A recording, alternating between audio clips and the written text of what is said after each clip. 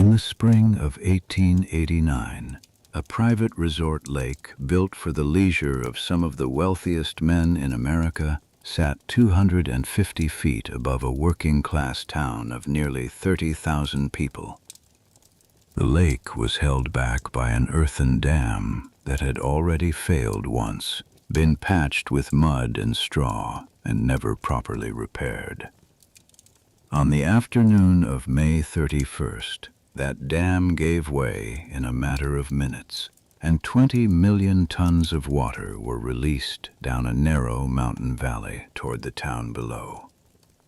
By nightfall, more than 2,000 people were dead. An entire community had been erased from the map, and the survivors were left to ask a question that would take the American legal system decades to answer. What happens when the people responsible for a disaster cannot be made to pay for it? The club that owned the dam counted among its members some of the most powerful industrialists in the country, men whose names are still attached to universities, museums, and foundations. Not one of them was ever held legally liable for what happened in the valley below their lake. This is the account of how that dam was built, how it was allowed to fail, and how the legal silence that followed the disaster helped shape the rules that govern infrastructure, liability, and corporate responsibility in the United States today.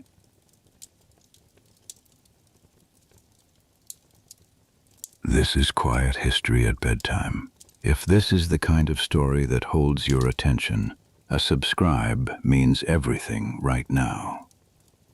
Every detail in this account comes from government archives, legislative records, and current academic research on the period. Just relax and let this play as you drift into sleep. Now, let us begin. Johnstown, Pennsylvania sat at the confluence of two rivers, the Little Conemaugh and the Stony Creek, in a narrow valley carved into the western slope of the Allegheny Mountains. The valley was steep on both sides, leaving little flat ground for the town to expand, so as the population grew, houses and mills were built closer and closer to the riverbanks. The surrounding hills rose sharply enough that the flat, buildable land in the town center rarely exceeded a few hundred yards from the water's edge in any direction. Engineers who later studied the region's terrain would describe the valley as a natural funnel, a shape that concentrated water rather than dispersing it, a geography that had shaped the town's flooding history long before the South Fork Dam ever existed. By 1889, the town's economy was built almost entirely around a single employer, the Cambria Iron Company, one of the largest steel producers in the United States. Cambria Iron had been founded in 1852, drawn to the region by nearby deposits of coal and iron ore, and by the Pennsylvania Railroad's main line, which passed directly through the valley. Over the following decades, the company grew into one of the most technically advanced steel producers in the country, and at various points held patents on processes used to manufacture rail track for the expanding national railroad system.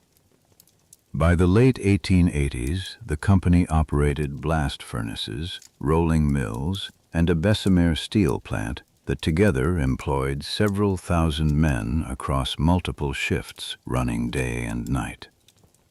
The company's growth required labor, and labor required immigration. By the late 1880s, Johnstown's workforce included large populations of Welsh, German, Irish, Swedish, and Hungarian immigrants, most of them living in company-adjacent neighborhoods within walking distance of the mills. Many of these neighborhoods carried informal names tied to the ethnic groups who settled them, and it was common for entire streets to be occupied almost exclusively by families from a single region of Wales or a single province of Hungary. Welsh immigrants had arrived in the area as early as the 1840s. Drawn by iron and coal work they had often performed in Wales itself before crossing the Atlantic, and by 1889 the Welsh community in and around Johnstown was among the largest outside of Wales itself in the eastern United States. German immigrants, many of them Catholic and Lutheran, had established their own churches and mutual aid societies in the town by the 1870s, institutions that would later play a role in organizing relief efforts after the flood. Hungarian and Slovak immigrants arrived later, largely in the 1880s, recruited directly by Cambria Iron's labor agents to fill positions in the mill's least desirable and most physically demanding departments. These newer arrivals often lived in the neighborhoods closest to the rivers, in housing built hastily to accommodate the mill's expanding labor needs, a settlement pattern that placed the town's most recent and least established residents in its most flood-prone locations. Cambria Iron's production volume by the late 1880s placed it among the largest steel producers in the nation, with its rolling mills turning out rail track that supplied railroads across the eastern and midwestern United States. The company's Bessemer converter, installed in the 1870s, allowed for faster and cheaper steel production than earlier methods, and Cambria Iron had been among the first American companies to adopt the technology at scale. Wages were tied directly to Cambria Iron's production output, and the rhythms of the town, from meal times to church schedules, were built around the mill's shift changes. A whistle at the main furnace building marked the start and end of each shift, audible across most of the town, and residents structured their days around its schedule, whether or not they worked at the mill directly. The town's dependence on a single employer was not unusual for industrial Pennsylvania in this period, but it meant that Johnstown had little independent economic base outside of steel. Small businesses in the town, from grocers to tailors to boarding houses, existed largely to serve the mill's workforce, and their fortunes rose and fell with Cambria Iron's production schedules.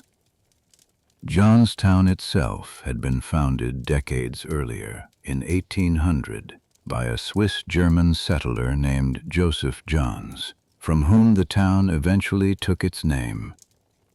For much of the early 19th century, the settlement remained a small agricultural and trading post at the junction of the two rivers, its growth limited by the same steep terrain that would later concentrate the floodwaters of 1889. The arrival of the Pennsylvania Railroad in the 1850s, followed by the expansion of Cambria Iron in the decades after, transformed the town from a rural crossroads into one of the most productive industrial centers in western Pennsylvania. By the 1880s, Cambria Iron's works stretched along nearly 2 miles of riverfront, and the glow from its furnaces was visible from the surrounding hillsides at night, a landmark residents used to orient themselves when returning home after dark. The company operated its own store, and in some years its own scrip system, tying workers' daily purchases as closely to the mill's fortunes as their wages already were. Housing in the neighborhoods closest to the mills was built quickly and cheaply, wood frame structures set close together along narrow streets, a pattern typical of industrial towns of the period where land near the workplace carried a premium regardless of its safety from flooding. Many of these homes had been built directly on the floodplain of the Little Conemaugh, a choice made not out of ignorance but out of necessity, since the flatter, drier land further from the river was already occupied or held at prices few mill workers could afford. Flooding was not unfamiliar to Johnstown even before 1889. The town had experienced smaller floods in 1885 and 1887, events serious enough to damage property along the riverbanks, but not severe enough to cause significant loss of life, and these earlier floods shaped how residents would later interpret warnings about the dam. A shopkeeper on Main Street who had watched water rise to his doorstep twice already in the decade had little reason, based on his own experience, to believe a third warning would be any different from the first two. The 1885 flood had reached roughly waist height on Main Street before receding within a day, damaging goods and flooring but claiming no lives, and the 1887 flood had followed a similar pattern, arriving quickly and departing just as fast. Both floods had been attributed by residents and local newspapers to the same cause: heavy spring rain combined with the narrow geometry of the valley, a natural explanation that had nothing to do with a private dam most residents rarely thought about at all. Local newspaper coverage of both earlier floods focused on property damage and cleanup efforts, with little to no mention of the South Fork Dam as a contributing factor, reinforcing the town's understanding of flooding as a natural, recurring inconvenience rather than a structural danger tied to a specific identifiable cause. This gap between what residents understood about their own risk and what a handful of engineers and industrialists understood about the dam's condition would prove to be one of the most consequential silences in the years leading up to 1889. This pattern of manageable, survivable flooding created what later analysts would describe as a normalization of risk, in which each successful survival of a minor flood slightly reduced the urgency residents attached to the next warning. 14 miles upstream from the town, in the mountains above the valley, stood the South Fork Dam. The dam had not been built for recreation. It was constructed between 1838 and 1853 by the Commonwealth of Pennsylvania as part of the Main Line Canal System, a state-funded network of canals and rail portages designed to connect Philadelphia to Pittsburgh before the railroads made the canal system obsolete. The dam's purpose was to create a reservoir known as the Western Reservoir that could feed water into the canal system during dry months, ensuring boats could pass through sections of canal that might otherwise run too shallow in late summer. At the time of its construction, the dam stood approximately 72 feet high and 918 feet long, and the reservoir behind it covered roughly 400 acres, holding an estimated 20 million tons of water at full capacity. Construction crews working on the original dam used techniques standard for the period, building the embankment from compacted earth and clay, with a carefully engineered core meant to prevent water from seeping through the structure over time. The canal system it served became commercially obsolete within a few years of the dam's completion, as the Pennsylvania Railroad extended its line directly through the same mountain passes the canal had been built to bypass. Railroads could move freight faster and more reliably than canal boats, particularly in winter months when canals froze and became unusable, and within a decade the state-run canal system had become a financial liability rather than an asset. In 1857, the Commonwealth sold the entire canal system, including the South Fork Dam, to the Pennsylvania Railroad for a fraction of its original construction cost. The railroad had no operational use for a canal reservoir dam, and the structure was left largely unmaintained under its ownership. For nearly 2 decades, the dam received only the minimal attention required to keep it from becoming a public hazard, a low priority for a company whose core business had nothing to do with water management. In 1862, a combination of heavy rain and inadequate maintenance caused a partial breach in the dam, and the reservoir behind it drained without causing significant damage downstream, largely because there was little development in the immediate area at the time. The 1862 breach passed with little notice outside the immediate region, since the valley below the dam at that time held only scattered farms, rather than the dense industrial town Johnstown would later become. Following that breach, the dam sat empty and neglected for more than a decade, its earthen structure slowly eroding, its original discharge pipes and valve system left in place but unused. Local farmers in the years following the breach sometimes grazed livestock in the drained reservoir bed, treating the former lake as ordinary pasture land rather than a structure awaiting repair.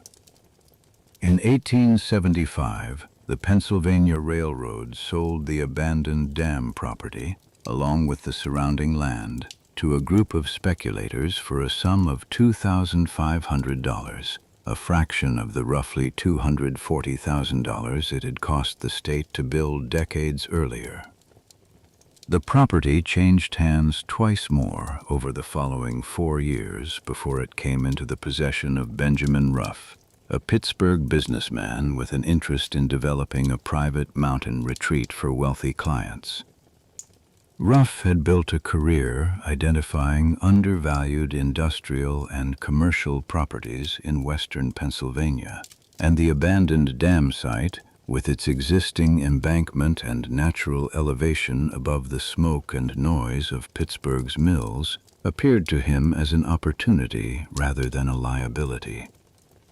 In 1879, Ruff organized the South Fork Fishing and Hunting Club, a private membership organization intended to give its members exclusive access to a restored lake and surrounding mountain property for fishing, boating, and summer leisure. The club's charter listed an initial membership of around 15 men, a number that would grow to roughly 60 by the late 1880s, each paying an initiation fee reported at $800, along with annual dues. An $800 initiation fee in 1879 represented a sum well beyond the annual wages of most industrial laborers in the region, a figure that itself marked the class boundary the club was built to enforce. The membership rolls of the South Fork Fishing and Hunting Club included Henry Clay Frick, chairman of the H.C. Frick Coke Company, and a central figure in the Pittsburgh coal and coke industry.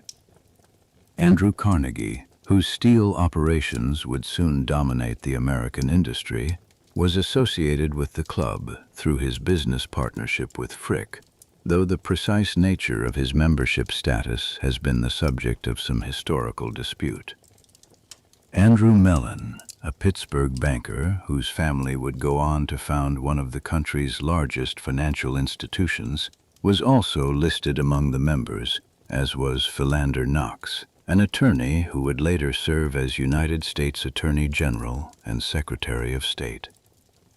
These men were, collectively, among the wealthiest and most politically connected individuals in the country, controlling interests in steel, coal, banking, and rail transport that touched nearly every major industrial sector of the American economy. The club's membership also included judges, state legislators, and several prominent Pittsburgh attorneys, a composition that would later matter a great deal when questions of legal responsibility came before the courts. Membership was governed by invitation and approval of the existing board, a structure that kept the club's roster consistent in social standing across the decade of its operation. Several members held overlapping business interests in coal, coke, and rail transport, industries whose fortunes were closely tied to one another in western Pennsylvania's economy of the 1880s, and the club functioned as much as an informal meeting ground for these interlocking interests as it did a fishing retreat. Correspondence between members occasionally referenced business matters conducted informally during weekends at the lake, suggesting the club served a social and professional function beyond its stated recreational purpose. Under Ruff's direction, the club rebuilt the dam to restore the lake, raising the water level and reconstructing the earthen embankment that had eroded since the 1862 breach.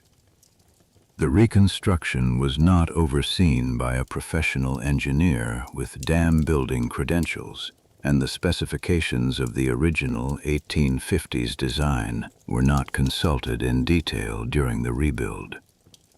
Contractors hired for the work were experienced in general earth-moving and road construction, but none held the specialized training in hydraulic engineering that dam construction of this scale was generally understood to require, even by the standards of the 1880s.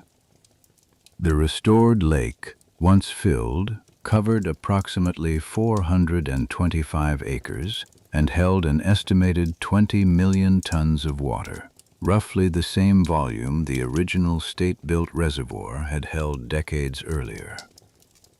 A clubhouse was constructed on the eastern shore of the lake in 1881, a large frame building with dining rooms and guest accommodations designed to host members and their families for extended summer stays.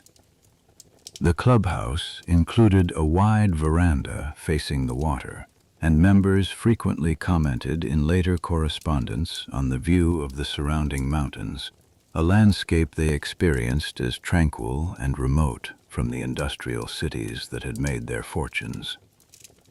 Around the lake's perimeter, club members and their families built between 15 and 20 private cottages over the following years,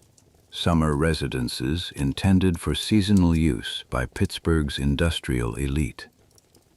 The lake was stocked with black bass, brought in by rail car from other parts of the state, and the club installed fish screens across the dam's spillway and discharge points to prevent the stocked fish from escaping downstream. Club records from the period show particular attention paid to the base population, with members exchanging letters about stocking rates and fishing conditions in a tone that suggested the lake's recreational function occupied far more of their attention than the condition of the dam itself. Access to the club's grounds was restricted to members and their invited guests, and the property was patrolled to prevent unauthorized fishing or trespassing by local residents from the valley below. For the people of Johnstown, the club and its lake existed as a distant, largely invisible presence in the mountains above them, a private retreat for men whose names appeared on the payroll ledgers of the mills where they worked, but whose daily lives bore no resemblance to their own. A mill worker walking to a Sunday shift might have passed within a few miles of the lake without ever seeing it, since the club's access roads were built to connect to rail lines and carriage routes that bypassed the town center entirely. The physical distance between the club and the town was 14 miles of mountain terrain and a drop in elevation of more than 450 feet, a geography that would matter a great deal on the afternoon the dam gave way. But in the years leading up to 1889, the distance was mostly social rather than physical, a separation between the men who owned the industries of western Pennsylvania and the immigrant laborers who worked in them. Some club members did, in fact, provide employment or business to the valley below, whether through Cambria iron itself, through coal contracts, or through the railroad. So the relationship between the mountain and the valley was not one of complete separation in an economic sense. What was absent was a structural connection between the two. No formal channel existed through which residents of the valley could raise concerns about the dam's condition to the men who owned it, and no regulatory body existed to compel the club to answer such concerns, even if they had been raised.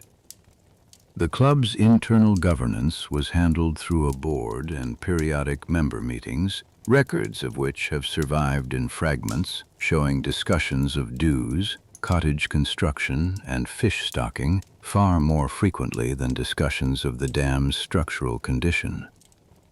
In the absence of any external pressure, whether from regulators, from the press, or from the town below, the dam's maintenance became a matter of internal club priority, weighed against the cost of upkeep and the convenience of members who wanted a wider carriage road and a stocked lake. That weighing of priorities, made by a private organization answerable to no one outside its own membership, would determine the physical condition of the structure standing above 30,000 people by the spring of 1889. That separation, and the decisions it enabled, would shape everything that happened to the dam over the following decade. The modifications made to the South Fork Dam during its reconstruction under club ownership were not the result of a single decision, but a series of smaller ones, each made for reasons that seemed reasonable in isolation. Taken together, they removed nearly every safety margin the original 1850s design had built into the structure. The most consequential of these changes involved the dam's height. At some point during the reconstruction, the top of the dam was lowered by approximately 2 to 3 feet, a change made in order to widen the roadway that ran across its crest, allowing carriages to cross more comfortably between the clubhouse and the surrounding property. Club correspondence from the period frames this decision in practical terms, focused on member convenience during summer visits, rather than on any assessment of how the change might affect the dam's capacity to hold back the lake during periods of unusually heavy rain. The lowered height reduced the dam's freeboard, the margin of extra height above the normal water line designed to contain unusually high water levels during heavy rain, leaving less buffer between the lake's surface and the top of the embankment than the original engineers had specified. Freeboard exists in dam design precisely because rainfall is unpredictable, and a structure with reduced freeboard has a correspondingly narrower window between normal operation and catastrophic overtopping.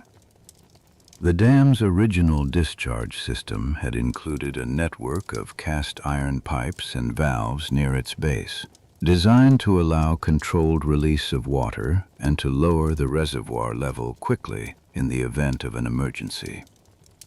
At some point before or during the club's reconstruction, these pipes were removed and reportedly sold as scrap iron, a decision that eliminated the dam's only mechanical means of quickly reducing water pressure during a crisis.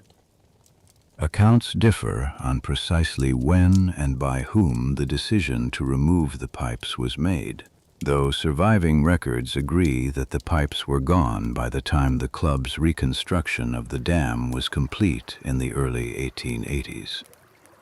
Without a functioning discharge system, the only way to lower the lake's water level in an emergency was to allow water to flow over the spillway at the dam's western end, a passive system that depended entirely on the spillway remaining clear and unobstructed. That spillway, however, had been fitted with iron fish screens to keep the club's stocked bass from escaping downstream into the Little Conemaugh River. The screens were effective at containing fish, but they also collected debris, branches, and sediment carried down from the surrounding hillsides during periods of heavy rain, gradually reducing the spillway's capacity to move water when it was needed most. Club employees were tasked with periodically clearing debris from the screens, a maintenance duty performed on an irregular schedule that depended more on visible clogging than on any systematic inspection routine. Sagging sections of the dam's embankment, areas where the earthen structure had settled unevenly since the 1862 breach, were patched during the reconstruction using mud, straw, and whatever fill material was readily available on site. These repairs were adequate for maintaining the dam's appearance and holding back the lake under normal conditions, but they lacked the engineered core, typically built from clay and carefully compacted layers, that professional dam construction of the period called for in load-bearing sections. A dam engineer inspecting the structure using the standards of the 1880s would have looked specifically for evidence of a compacted clay core, layered fill, and controlled drainage, none of which the club's patchwork repairs were designed to provide. The absence of a proper core meant that water could, under sustained pressure, gradually work its way through weaker sections of the embankment, a process engineers of the period called seepage, which, if left unaddressed, could widen internal channels within the earthen structure over time. Seepage on its own does not necessarily cause a dam to fail quickly, and minor seepage was common even in well-built earthen dams of the period, but it required monitoring and, where significant, structural intervention to prevent gradual weakening. No systematic seepage monitoring program existed at the South Fork Dam under club ownership, and the periodic informal inspections conducted by club employees focused primarily on visible surface conditions rather than any assessment of internal structural integrity. The club's approach to dam maintenance during the 1880s can be characterized, based on surviving records, as reactive rather than preventive. Repairs were made when problems became visible, such as a sagging section of embankment, rather than according to any scheduled inspection regimen. This reactive approach was not unusual for privately owned structures of the period, given the absence of any regulatory requirement for a different standard. But it left the dam's overall condition dependent on what club employees happened to notice during routine visits to the property. In 1880 or 1881, Daniel J. Morrell, the general manager of the Cambria Iron Company and one of the most respected industrial figures in the region, arranged for an inspection of the South Fork Dam. Morrell's concerns stemmed in part from Cambria Iron's direct exposure to any flood that might strike Johnstown, since the company's mills sat directly in the path any dam failure would take on its way down the valley. Morrell commissioned the inspection through John Fulton, Cambria Iron's chief engineer, whose professional assessment of dams and industrial structures carried substantial technical authority in the region. Fulton's report to Morrell identified the lowered dam height, the missing discharge pipes, and the general condition of the earthen embankment as serious deficiencies, and it stated plainly that the dam, as reconstructed, posed a danger to the town of Johnstown if it were to fail. Fulton's assessment noted specifically that the absence of a functioning discharge system left the dam with no reliable method of controlled water release during an emergency, a deficiency he considered among the most serious he had identified. Morrell forwarded these concerns to Benjamin Ruff and the club's leadership, recommending that the discharge pipes be restored and the dam's height brought back to its original specification. The club's response, according to surviving correspondence, was that the necessary repairs would be costly and that Morel's concerns, while noted, did not require immediate action. Ruff's reply to Morel reportedly characterized the dam as sound under normal conditions, a framing that treated the missing safety margins as a concern only under extraordinary circumstances the club considered unlikely. No structural repairs addressing the missing discharge pipes or the reduced dam height were made in the years that followed. Morel died in 1885, and with him went the most direct and technically credentialed voice that had pushed for the dam's repair from within the region's industrial establishment. No comparable figure emerged in the years after Morel's death to press the club on the same points, and the correspondence trail concerning the dam's safety largely goes quiet in the historical record between 1885 and 1889. Fulton himself remained employed at Cambria Iron through this period, and while no further formal inspection reports from him regarding the dam survive from these years, later testimony suggests his concerns about the structure had not changed, only that the institutional channel through which those concerns had once traveled, Morel's office, no longer existed in the same form. Cambria Iron's leadership after Morel's death was occupied primarily with the company's own expansion and with labor relations within its mills, priorities that left less institutional attention available for a dam the company did not own and could not compel anyone to repair. This is not to suggest that Cambria Iron's new leadership was indifferent to the risk. Rather, the company's practical ability to influence a private club's maintenance decisions had always depended on informal relationships and shared social standing between Morel and the club's leadership, a channel that weakened once Morel was no longer the one applying pressure. Several club members held business relationships with Cambria Iron independent of the dam question through coal contracts and rail freight arrangements, relationships that continued through the late 1880s alongside the unresolved matter of the dam's condition. The club employed a small caretaking staff year-round, responsible for basic upkeep of the grounds, clubhouse, and dam, though this staff numbered only a handful of men for a property covering hundreds of acres, a ratio that limited how thoroughly any single individual could monitor the embankment's condition on a continuous basis. Elias Unger, who by the late 1880s served as the club's president, lived at a farmhouse near the dam and held day-to-day responsibility for the property during the months when most members were absent, a role that placed him closer to the structure's daily condition than any other individual connected to the club. Unger's responsibilities included general oversight of the caretaking staff, coordination of seasonal preparations for the club's membership, and informal monitoring of the dam and lake, though his role carried no specific engineering training or formal mandate to conduct structural inspections.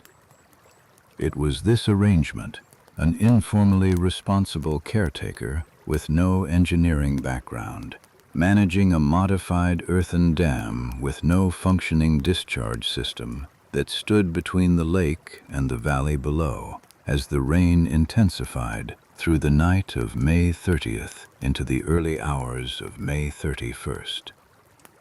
The club continued to operate the lake through the remainder of the 1880s, largely as it had before, hosting members and their families for summer seasons, stocking the lake with fish, and maintaining the property without addressing the deficiencies Fulton had identified.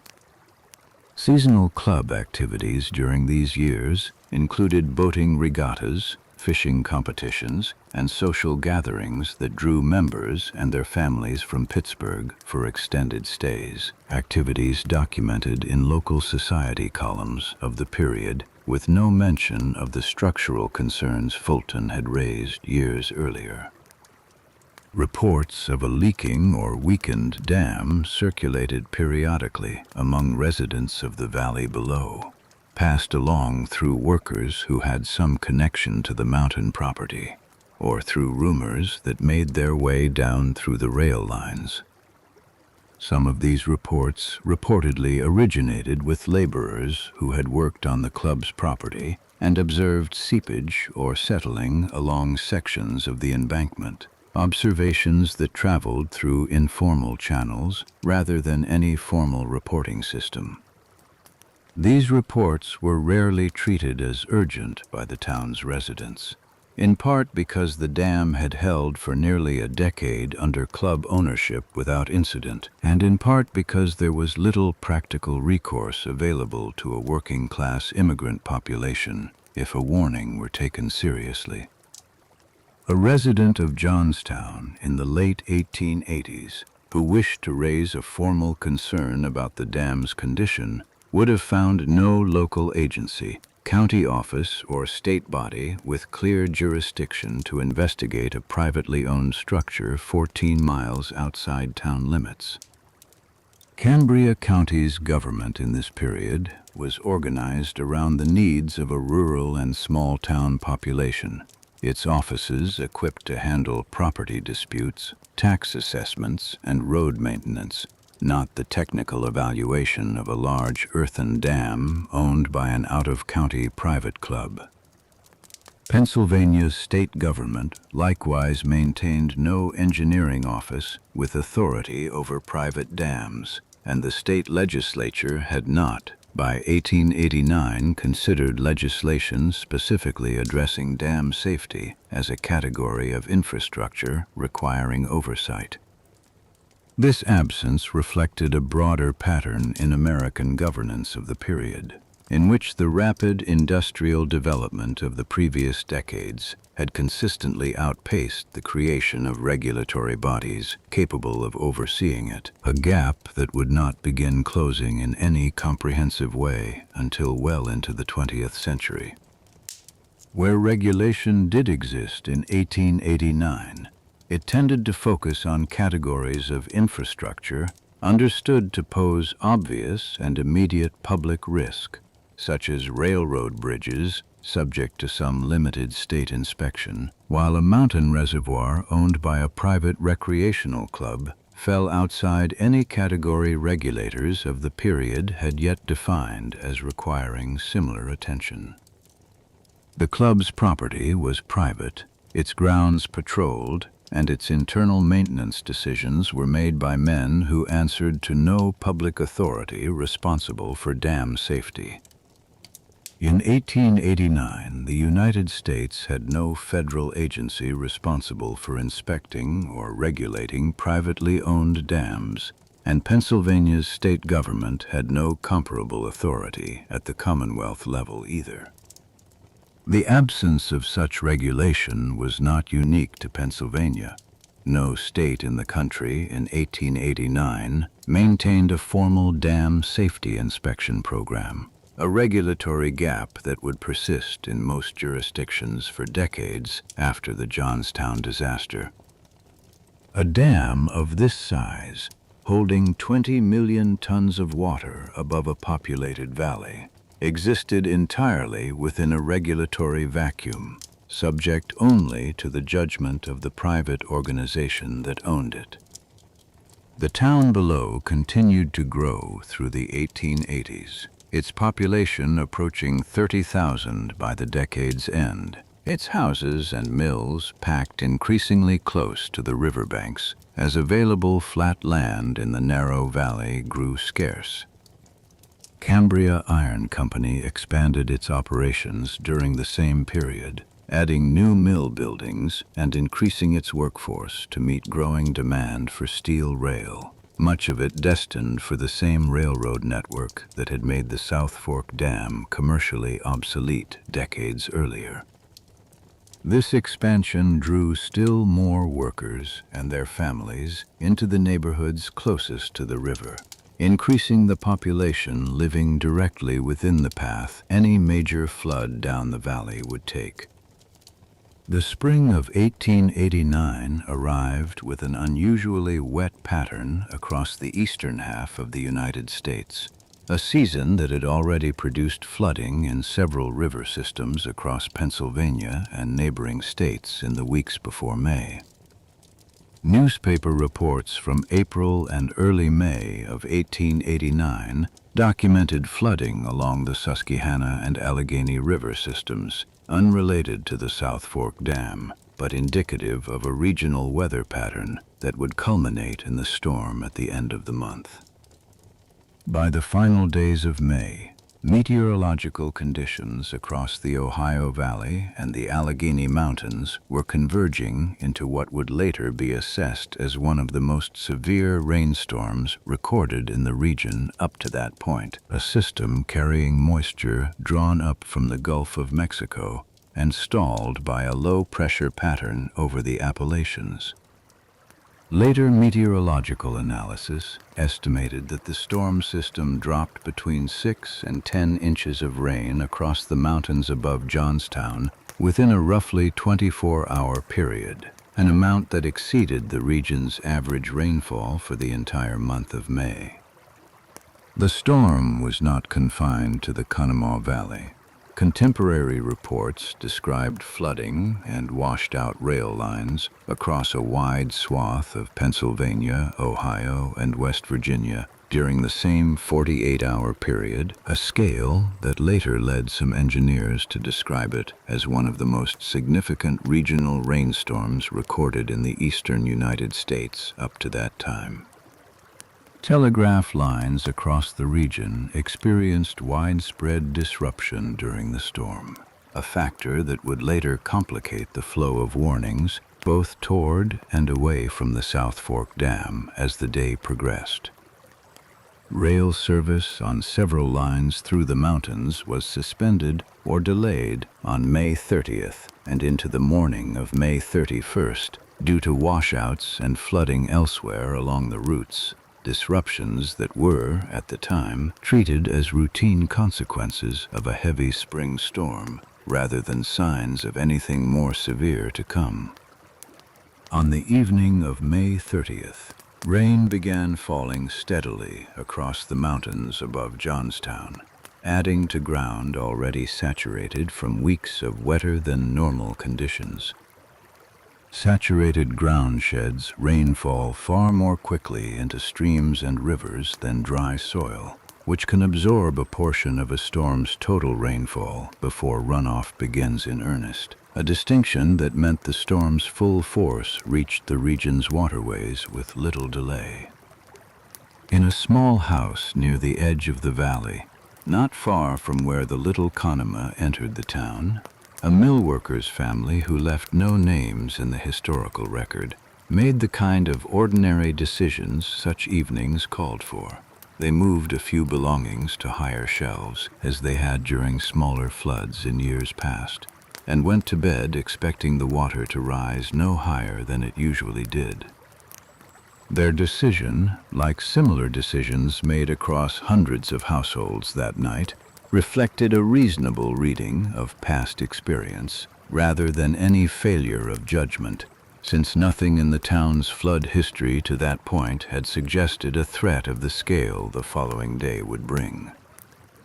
A grocer near the center of town, in an account consistent with the general pattern of that evening, though not tied to any single named individual in the surviving record, might have moved his stock of dry goods to a back shelf a few feet higher than usual before closing for the night, a precaution learned from the 1887 flood, rather than any specific warning about the dam. Along the riverbank neighborhoods, families accustomed to spring flooding checked the level of the Little Conemaugh before bed, using the same informal markers, a particular stone, a fence post that had told them what to expect in previous years. None of these markers had ever been calibrated to a flood, caused by the sudden failure of an earthen dam 14 miles upstream, since no such event had occurred in living memory in this valley, and the ordinary signs residents relied on offered no meaningful warning of what was building in the mountains above them that night. Church bells in several of the town's parishes had, in past flood years, been used informally to signal rising water once it reached certain visible thresholds, a system dependent entirely on someone noticing the water in time to ring a warning before conditions worsened. This informal warning system, adequate for the gradual river flooding the town had experienced in 1885 and 1887, was not designed for and would prove entirely inadequate against a wave arriving with the speed and force a dam failure would produce.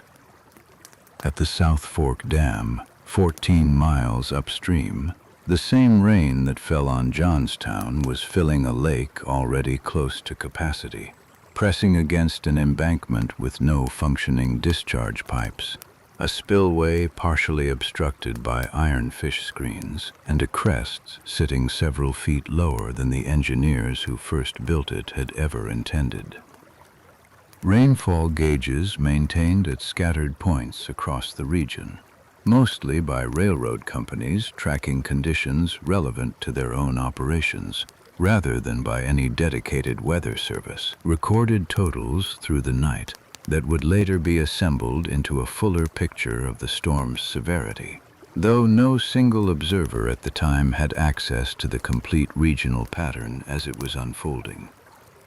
The United States Weather Bureau existed in 1889, but operated with limited coverage and no capacity for the kind of rapid, localized warning systems that would become standard in later decades, leaving communities in the path of severe regional storms, largely dependent on their own observations and experience. By the early hours of May 31st, the lake behind the South Fork Dam had risen to within a few feet of the top of the embankment, and the rain showed no sign of stopping. Unger's farmhouse, situated within sight of the dam itself, gave him an unusually direct vantage point for observing the lake's rising level, a proximity that meant he would be among the very first people in the valley to grasp the severity of what was building overhead through that long, wet night. By dawn, that proximity would matter a great deal, since Unger's early observation of the rising lake was the first link in a chain of decisions and warnings that would, over the following 12 hours, determine how much time the valley below had to respond. Elias Unger, president of the South Fork Fishing and Hunting Club, and the man responsible for overseeing the property during the off-season, woke before dawn on May 31st to the sound of rain that had not slowed since the previous evening. He walked from his farmhouse near the dam to check the water level, a routine he had performed many times before during heavy storms without serious incident. What he found was different from anything he had seen in his years managing the property. The lake had risen to within inches of the dam's crest, and water was beginning to lap over sections of the embankment that had never before been touched by the reservoir's surface. The volume of rain still falling as Unger made his assessment gave him little reason to believe conditions would improve on their own in the hours ahead, and he moved quickly to organize a response using the limited resources available to him at that early hour. Unger had managed the property through several previous storms without the lake threatening to overtop the dam, experience that had shaped his initial expectation that this storm, despite its intensity, could likely be managed through the same kind of manual reinforcement that had sufficed in the past. That expectation would prove mistaken as the morning progressed, though the process by which it was revealed to be mistaken unfolded gradually through a series of worsening observations rather than any single moment of clear realization. Unger sent word to gather a crew of men from the club grounds and nearby farms, and organized an effort to reinforce the dam using whatever material could be found quickly. The crew that assembled through the morning included club caretaking staff, local farmers, and laborers recruited from South Fork Village itself, men with general experience in earth-moving and construction, but, like the club's original contractors nearly a decade earlier, no specialized training in dam engineering. Workers dug a secondary spillway along the western end of the dam in an attempt to divert overflow away from the main embankment, using picks and shovels in the rain to cut a channel through earth that had not been engineered for that purpose. The effort to cut a new spillway by hand in the middle of an active storm, using tools designed for ordinary earth moving rather than emergency water diversion, reflected both the urgency of the moment and the absence of any pre-existing emergency plan the club could draw on instead. Others attempted to raise the height of the crest itself by piling mud, stone, and loose earth along sections where the water was beginning to spill over, a temporary measure with no structural bond to the compacted core beneath it. This kind of improvised reinforcement could, under milder conditions, sometimes buy critical hours by marginally increasing a dam's effective height, but it offered no protection against the kind of sustained overtopping the rising lake was about to produce. John G. Park, Jr., a young engineer employed on a nearby railroad construction project, arrived at the dam that morning and was asked by Unger to assess the situation and assist with the emergency response. Park's presence gave the crew access to someone with formal engineering training, a resource the club's regular staff lacked, though even Park's assessment that morning was constrained by the same absence of emergency infrastructure that had limited every other response option available to Unger. Park's inspection confirmed what the rising water already suggested. The dam's discharge system, absent since the pipes had been removed years earlier, gave the crew no way to lower the lake's level except by cutting through the embankment itself, an action that risked triggering the very failure it was meant to prevent. Park proposed cutting a new spillway at the dam's opposite end, away from the section already being reinforced, in an attempt to relieve pressure without further weakening the embankment's saturated core. This proposal represented the most viable option available, given the tools and time on hand, though Parkey himself would later note that the dam's design flaws, accumulated over nearly a decade of modification, left few good options once the lake had risen this close to the crest. Park had trained as an engineer at a time when the profession was beginning to develop more formal standards for structures like dams, a background that placed him, despite his youth, ahead of anyone else present that morning in his capacity to assess the danger accurately. His assessment, communicated to Unger as the morning progressed, was blunt. Without a functioning discharge system, and with the spillway partially blocked by the fish screens the club had installed years earlier, there was no mechanical means available to reduce the pressure building against the dam quickly enough to matter. Some accounts from the day describe a brief consideration of attempting to dynamite a section of the embankment to create an emergency outlet, an option discussed and ultimately rejected due to the absence of explosives on hand and uncertainty about whether such an action might trigger an uncontrolled failure rather than a controlled release. The absence of dynamite, or of any pre-positioned emergency equipment at all, reflected the same underlying reality that had shaped the dam's condition for the previous decade. No one connected to the club's ownership or management had planned for a scenario in which the lake's water needed to be released quickly and safely.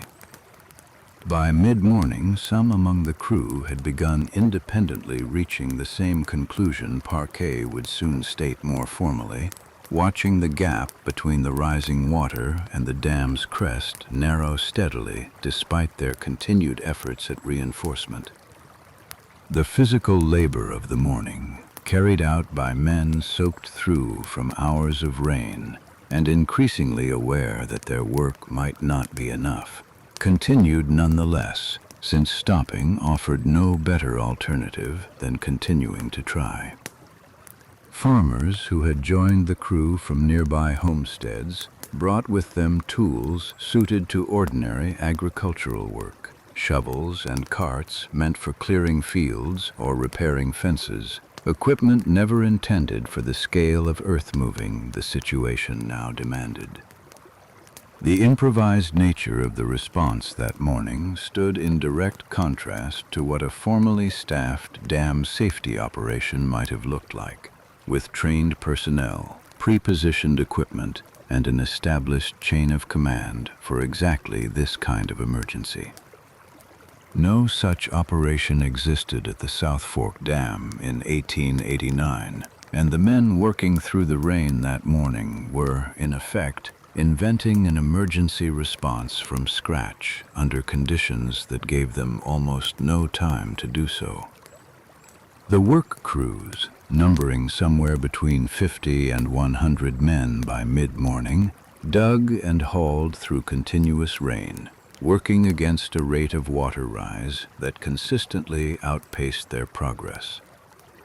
Men working the secondary spillway found the ground beneath them increasingly unstable as the morning wore on, the saturated earth offering poor footing and slowing the pace of digging even as the urgency of the task increased.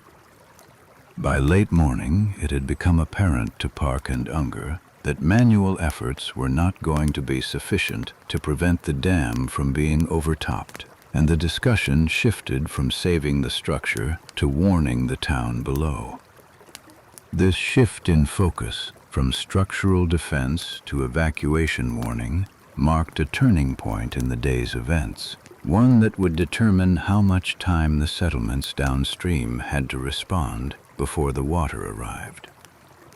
A telegraph operator named Emma Ehrenfeld, working from a station near the dam, sent messages downstream through the morning warning of the deteriorating conditions, though the exact reach and reception of these messages downstream would later be disputed. Telegraph lines in the region had already been disrupted intermittently by the storm itself, and it remains unclear from surviving records precisely how many of Ehrenfeld's messages reached their intended recipients before lines went down entirely, or before recipients acted on their contents. Unger dispatched several riders on horseback to travel the 14 miles down the valley toward Johnstown, tasked with warning the towns and settlements directly in the dam's path. Among them was John Baker, a club employee who rode toward South Fork Village itself, the small settlement closest to the dam, shouting warnings as he passed through streets already familiar with periodic flood scares from the Little Conemaugh. Baker's ride through South Fork covered only a short distance compared to the full 14 miles separating the dam from Johnstown, but it represented the first link in a chain of warnings that would, with varying success, attempt to outrun the water down the length of the valley. The residents of South Fork, having heard warnings about the dam in years past that had not resulted in catastrophe, responded to Baker's warning with a mixture of caution and skepticism, some moving to higher ground while others continued with their day. This pattern, a warning issued but not universally heeded, would repeat itself at each settlement down the valley as riders reached towns whose residents had grown accustomed to false alarms about the dam over the preceding decade.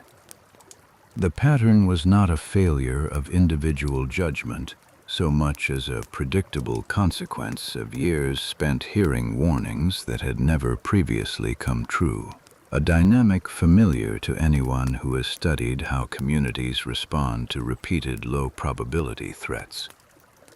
Baker continued past South Fork toward Mineral Point after delivering his initial warnings, though the condition of the roads, already softened by the storm and increasingly difficult for a horse to manage, slowed his progress considerably compared to what a dry weather ride might have allowed. A second rider, whose name did not survive clearly in the surviving accounts of the day, reportedly attempted to reach the rail yard at Conemaugh to warn train crews stalled there, a warning that would later intersect with independent alerts railroad workers were receiving through their own telegraph channels further down the line. The overlapping and sometimes redundant nature of these warning efforts, riders, telegraph operators, and railroad employees, each attempting independently to alert different parts of the valley, reflected the absence of any single coordinated emergency response system, leaving individual actors to piece together what warning they could through whatever channel was available to them. By early afternoon, the water had risen to the point where it was flowing continuously over the top of the dam's midsection, a condition known as overtopping, in which water begins to erode the downstream face of an earthen structure from above, rather than simply pressing against it from within. Overtopping is particularly dangerous for earthen dams because the downstream face, unlike the reservoir-facing side, is not built to withstand direct water flow, and erosion at this stage typically accelerates rapidly once it begins. Once overtopping begins in earnest, the process tends to be self-reinforcing. Each additional volume of water flowing over the crest widens and deepens the erosion channel, which in turn allows still more water to flow through the weakening section, a feedback loop that can move from initial overtopping to full structural failure within a span of hours or even less. Park and the remaining crew, recognizing the danger the erosion posed, began moving away from the embankment itself. By early afternoon, no longer attempting repairs, but instead watching the structure's condition from a safer distance. The decision to withdraw from active repair work reflected a recognition that continued efforts near the eroding embankment carried significant personal risk, with little remaining prospect of preventing the dam's failure. At approximately 2:50 in the afternoon, observers at the dam noted that the erosion on the downstream face had begun to accelerate visibly, with sections of earth sloughing away in larger volumes than the steady overtopping alone seemed to account for. At 3:10 p.m., the center section of the South Fork Dam gave way entirely, and the full volume of the lake behind it, estimated at 20 million tons of water, began emptying through the breach within a span of approximately 36 minutes. Witnesses at the dam that afternoon later described the sound of the final collapse as unlike anything they had heard before, a comparison several of them independently drew to close artillery fire, though such descriptions, recorded after the fact, should be read as approximations of an experience that had no close precedent in the witnesses' ordinary lives. The breach itself did not occur as a single instantaneous event, but unfolded over several minutes, beginning with a widening channel through the already eroded center section before the surrounding earth gave way more completely, a sequence later reconstructed through eyewitness accounts and subsequent engineering analysis of the breach site. Once the center section failed, the remaining sides of the dam came under substantially increased pressure, and observers described the breach widening rapidly within the following minutes as more of the embankment was swept away by the escaping water. The 36-minute figure commonly cited for the reservoir's complete drainage represents an estimate reconstructed after the event, based on the dam's known capacity and the physical evidence of how quickly the lake bed emptied, rather than a precise measurement taken in real time that afternoon.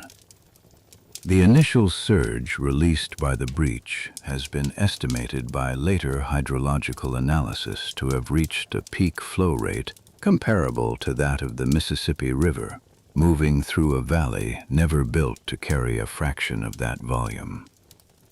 The water did not travel down the valley as a rising flood in the conventional sense, gradually covering ground over hours, but as a wave, a wall of water and debris that moved at speeds later estimated between 20 and 40 miles per hour, depending on the terrain it crossed. As the wave descended the narrow valley, it picked up trees, sections of railroad track, entire houses, and the debris of every structure in its path, adding mass and force with each mile it traveled, rather than dissipating. This accumulation of debris meant the wave that reached the lower valley bore little resemblance to the relatively clear water that had first broken through the dam, having transformed instead into a dense, churning mass capable of destroying structures through sheer physical impact rather than water pressure alone. The valley's narrow, winding geometry, the same geometry that had made Johnstown vulnerable to ordinary river flooding for decades, now worked to concentrate and accelerate the wave, rather than allow it to spread and slow, since the surrounding hillsides left the water almost nowhere to go, except forward and downward along the streambed. At several bends in the valley, the wave's leading edge was observed by surviving witnesses to have climbed partway up the hillsides before falling back into the main channel, a visible sign of the sheer volume of water and debris moving through a space never built to contain it. Engineers, who later modeled the flood's hydraulics, estimated that the wave's height varied considerably depending on local terrain, reaching as much as 60 feet in the narrowest sections of the valley, while spreading wider and somewhat lower once it reached the more open ground near Johnstown itself. The speed of the wave meant that even settlements with some advance warning had only a narrow margin in which to act, since the difference between a warning received 5 minutes before the water's arrival and one received 15 minutes before could determine whether a family had time to reach higher ground at all. The village of South Fork, the closest settlement to the dam, was struck within minutes of the breach, though its position on slightly higher ground and the partial warning provided by Baker's Ride allowed a majority of its residents to reach safety before the wave arrived. Property damage in South Fork was nonetheless significant, with structures closest to the original streambed suffering substantial destruction even as the settlement's overall loss of life remained comparatively limited relative to what awaited communities further downstream. A railroad bridge near South Fork was among the structures damaged as the wave passed through, though the settlement's location on comparatively higher ground meant its central streets, while flooded, largely avoided the complete structural destruction that would characterize the wave's passage through communities further down the valley.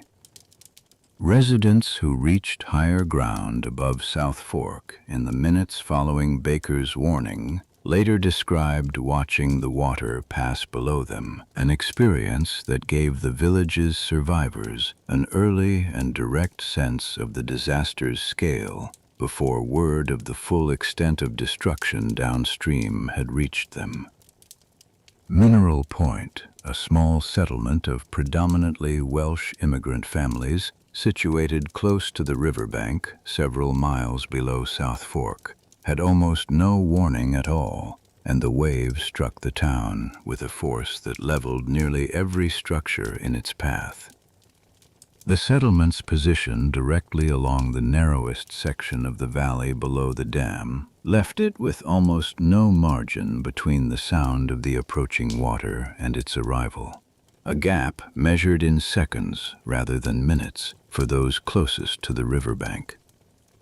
The specific fate of Mineral Point and of the settlements immediately downstream from it would become clear only in the hours and days after the water receded, as searchers worked their way up the valley from Johnstown to assess what remained. A carpenter's shop and a small church, both landmarks residents used to orient themselves within the settlement, were among the structures reported destroyed at Mineral Point, though a full accounting of the settlement's losses was complicated in the following days by the same difficulty in recovering and identifying remains that would affect the broader disaster response throughout the valley. Some residents of Mineral Point who survived did so by reaching higher ground on the steep hillsides immediately adjacent to the settlement, a geography that offered little warning time but at least provided an escape route for those who moved quickly enough once they heard or saw the water approaching. For the crew that had spent the morning and early afternoon trying to save the dam, the moment of the breach marked the end of one kind of effort and the beginning of a different, more urgent one, getting word to Johnstown itself before the wave arrived. Several of the men who had worked through the morning on the failed reinforcement effort joined the riders attempting to carry warning further down the valley, their first-hand knowledge of the breach lending their warnings an urgency that second-hand reports could not match.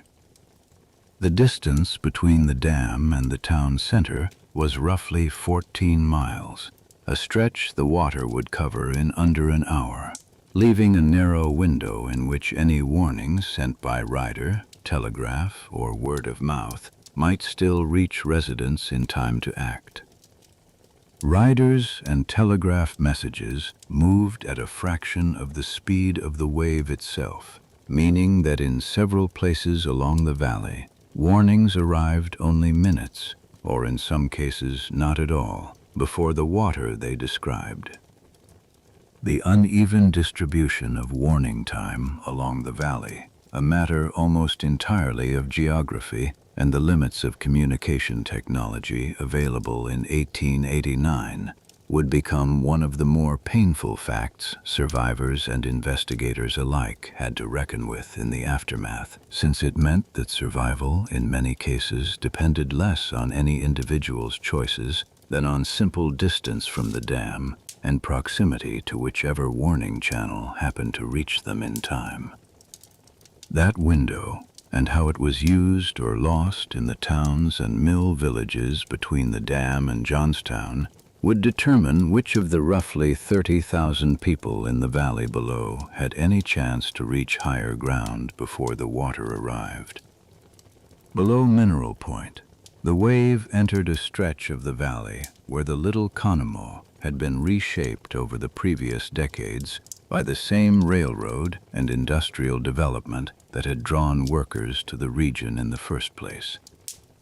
The Pennsylvania Railroad's main line ran close to the riverbank through this section, and a westbound express train, the Day Express, sat stalled near the settlement of Conemaugh, delayed earlier that day by high water already covering sections of track further downstream. The Day Express had been scheduled to pass through the region hours earlier, but flooding along the line east of Johnstown had forced a series of delays throughout the morning, leaving the train and its passengers stranded at Conemaugh as conditions worsened. Passengers aboard the Day Express, along with crew from several other trains halted in the same area, had been given warning by railroad workers who had heard reports from telegraph operators further up the line, and many had already begun climbing the steep hillside above the tracks when the wave arrived. Railroad employees at Conemaugh played a critical role in the warnings that reached this section of the valley, since their access to telegraph communication gave them information passengers traveling through the region would otherwise have had no way to receive. A telegraph operator stationed at Conemaugh, alerted by messages relayed from further up the line, reportedly ran along the length of the stalled train shouting warnings to passengers and crew, an act credited by several survivor accounts with giving the train's occupants the extra minutes needed to reach the hillside before the wave arrived. Not every passenger heeded the warning immediately, and some accounts describe confusion among travelers unfamiliar with the region, uncertain whether the warning was serious or whether remaining aboard the stalled train might be safer than venturing out into the storm. Passengers who had been traveling from cities further east, unfamiliar with the valley's geography and with no prior experience of the region's flooding history, faced a particularly difficult decision, weighing an unfamiliar warning against the discomfort of abandoning their belongings and climbing an unfamiliar hillside in heavy rain. Most passengers ultimately followed the crew's instructions and moved to higher ground, a decision credited afterward with preventing what could otherwise have been substantial additional loss of life among travelers with no local knowledge of the valley's terrain or escape routes. The railroad yard itself, filled with locomotives, freight cars, and stacked material, was struck directly by the wave, and the wreckage of these trains and cars became part of the mass the water carried forward into the settlements below. Several locomotives at the yard, each weighing tens of tons, were displaced from the tracks by the force of the water, a detail later cited by engineers studying the flood as an illustration of the sheer physical force the wave carried by the time it reached this point in the valley. Freight cars loaded with various goods were scattered throughout the debris field that formed downstream of the rail yard, their contents, ranging from lumber to manufactured goods, adding still further material to the mass of wreckage the wave carried toward Johnstown. The destruction at the rail yard also severed, at least temporarily, one of the region's primary transportation links, complicating both the immediate rescue response and the longer recovery effort that would follow in the weeks after the disaster. The village of Woodvale, home to roughly 1,000 residents and site of a Cambria Iron Company woolen mill and wire factory, stood almost directly in the water's path as it continued down the valley. Woodvale had grown up specifically to house workers at these two Cambria iron facilities, its rows of company housing built close to both the mills and the riverbank in a pattern typical of industrial villages throughout the region. Woodvale had almost no warning before the wave struck, and the settlement was effectively erased within minutes, its wood frame houses swept from their foundations and added to the growing mass of debris the water carried toward Johnstown. The settlement's proximity to the river, a location chosen originally for convenient access to the mills rather than for any consideration of flood risk, placed nearly its entire population directly in the path of the wave, with almost no elevated ground nearby to offer refuge. Woodvale's layout, with rows of nearly identical company housing built close together along streets running parallel to the river, meant that when the wave struck, it encountered a dense concentration of structures with little space between them, a configuration that maximized the collision of debris as houses collapsed into one another rather than being swept individually downstream. Some residents of Woodvale who survived did so by reaching the upper floors of the mill buildings themselves, structures built more solidly than the surrounding housing and situated slightly further from the main force of the river's original channel. Others survived by chance rather than by any particular decision, caught up in the wave, but fortunate enough to grab hold of floating debris substantial enough to bear their weight, drifting with the current until the wave's force diminished enough for them to reach solid ground or be pulled to safety by others. The distinction between survivors who reached safety through deliberate action and those who survived through circumstances beyond their control became, in later accounts of the disaster, difficult to draw cleanly, since even those who reached the mill building's upper floors had, in most cases, only seconds in which to make that choice once the wave became visible. Among the structures destroyed at Woodvale was a small barbed wire factory belonging to Cambria Iron, and the coils of wire stored there were caught up in the flood, becoming embedded in the debris field that would later trap survivors and complicate rescue efforts in the town below. The presence of this wire in the debris field downstream would later be identified by rescuers and survivors alike as one of the most physically dangerous elements of the wreckage, its coiled and twisted form catching on clothing and limbs in ways that made movement through the debris extraordinarily difficult. A woman named Agnes Dietrich, a fictional composite representing the unnamed residents of Woodvale, whose individual accounts did not survive in the historical record, might have been standing at her kitchen window when the wave reached the edge of town, watching the tree line above the river bend and snap in a way she had never seen a flood do before. Accounts consistent with this kind of composite scene describe residents of Woodvale noticing something unusual about the sound and shape of the approaching water in the seconds before it struck, though whether any individual resident had time to translate that observation into a successful escape is not something the fragmentary surviving record can answer with certainty for most of the settlement's population. Whether any single resident of Woodvale had time to register what was approaching before the wave struck is not something the surviving record can answer, and the settlement's near-total destruction left few first-hand accounts from those who did not reach higher ground in time. What is documented is the scale of loss. Of Woodvale's approximately 1,000 residents, a large majority did not survive the passage of the wave through the settlement, though precise figures, specific to Woodvale alone, were difficult to separate from the broader casualty count in the disaster's aftermath.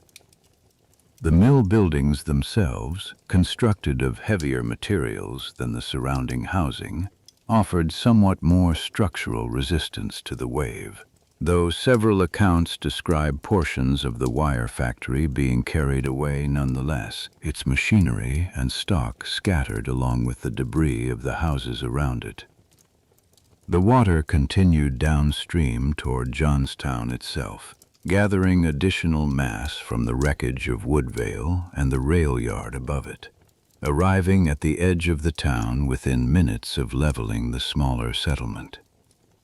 By this point in its journey down the valley, the wave carried within it the physical remains of at least 4 distinct communities: South Fork, Mineral Point, the Conemaugh Rail Yard, and Woodvale, a compounding mass that made its arrival at Johnstown far more destructive than the initial breach at the dam alone would have produced. This compounding effect, in which the wave grew more destructive rather than less as it traveled further from its source, distinguished the Johnstown disaster from more conventional river flooding, where water typically spreads and slows as it moves away from its point of origin. Johnstown, as the largest population center in the valley and the point furthest from the dam among the major settlements struck that day, absorbed the cumulative destructive force of everything the wave had gathered along its 14-mile path. The town's central business district, home to hotels, shops, a bank, and several church buildings, sustained damage that would later be assessed at a substantial share of the disaster's total property losses, a concentration of destruction that reflected both the density of construction in the town center and its position directly along the river's natural course. Johnstown in 1889 was laid out largely along the flat ground where the Little Conomogue and Stony Creek rivers met to form the Conomogue River, a confluence that placed much of the town's residential and commercial district directly in the path of any flood coming down either waterway. The town's downtown commercial district, including its shops, hotels, and municipal buildings, occupied ground barely above the ordinary high water mark of the two rivers, even in years without significant flooding, a vulnerability the town's residents had learned to live with through the smaller floods of 1885 and 1887. The wave that struck Johnstown at approximately 4:07 p.m. did not arrive as a single uniform front, but split and redirected as it encountered the town's buildings, sending currents in multiple directions as structures collapsed and redirected the water's flow. This redirection meant that the wave's destructive effect on the town was not evenly distributed, with some neighborhoods experiencing near total destruction, while others, sheltered by the angle at which the water struck, or by intervening structures that absorbed some of the initial force, suffered comparatively less damage. The neighborhood nearest the point where the Little Conomogue entered the town bore the brunt of the wave's initial force, its structures offering the first resistance the water encountered upon reaching Johnstown, and consequently suffering some of the most complete destruction anywhere in the town. Buildings further from this initial point of impact, particularly those on slightly elevated ground toward the base of the surrounding hillsides, in some cases sustained only partial flooding rather than complete structural collapse, a distinction that meant survival in Johnstown that afternoon depended heavily on which specific block or street a resident happened to occupy. Residents of these somewhat more sheltered blocks later described watching the waves strike neighboring streets while their own homes, though flooded, remained standing, an experience that left many survivors grappling afterward with the arbitrary nature of who among their neighbors had lived and who had not. Some residents, having received partial warning through telegraph messages, church bells, or word passed along the streets in the preceding half hour, had already moved to upper floors of buildings or toward higher ground on the hillsides surrounding the town center. Others had no warning at all, either because messages had not reached their part of town or because previous flood scares in past years had led them to discount the danger. The half hour or so between the first fragmentary warnings reaching Johnstown and the wave's actual arrival proved, for many residents, either sufficient or entirely insufficient, depending on how quickly the warning reached them and how far they had to travel to reach safety. The Reverend H.L. Chapman, pastor of the Presbyterian Church in Johnstown, later gave one of the more detailed surviving accounts of the wave's arrival, describing the sound of the approaching water as audible before it came into view, a low roar that grew louder as it approached the town center. Chapman's account, recorded in the weeks following the disaster, described watching the water strike buildings along the street outside his church, structures he had known for years reduced to wreckage within the span of what he estimated as under a minute. Houses along the riverbanks were lifted from their foundations, largely intact in some cases, carried for blocks before breaking apart against other structures or debris already in motion. Survivors, who found themselves inside houses that remained afloat for a period after being lifted from their foundations, described a disorienting experience of being carried through the town while still inside a recognizable structure before that structure eventually broke apart against an obstacle or another piece of debris. For some survivors, this journey inside a floating structure lasted only a matter of moments before the house struck an obstruction and disintegrated. For others, accounts describe being carried for what felt like a considerable distance, disoriented by darkness, debris, and the sheer unfamiliarity of the experience, before finding an opportunity to escape onto more stable wreckage or reach higher ground.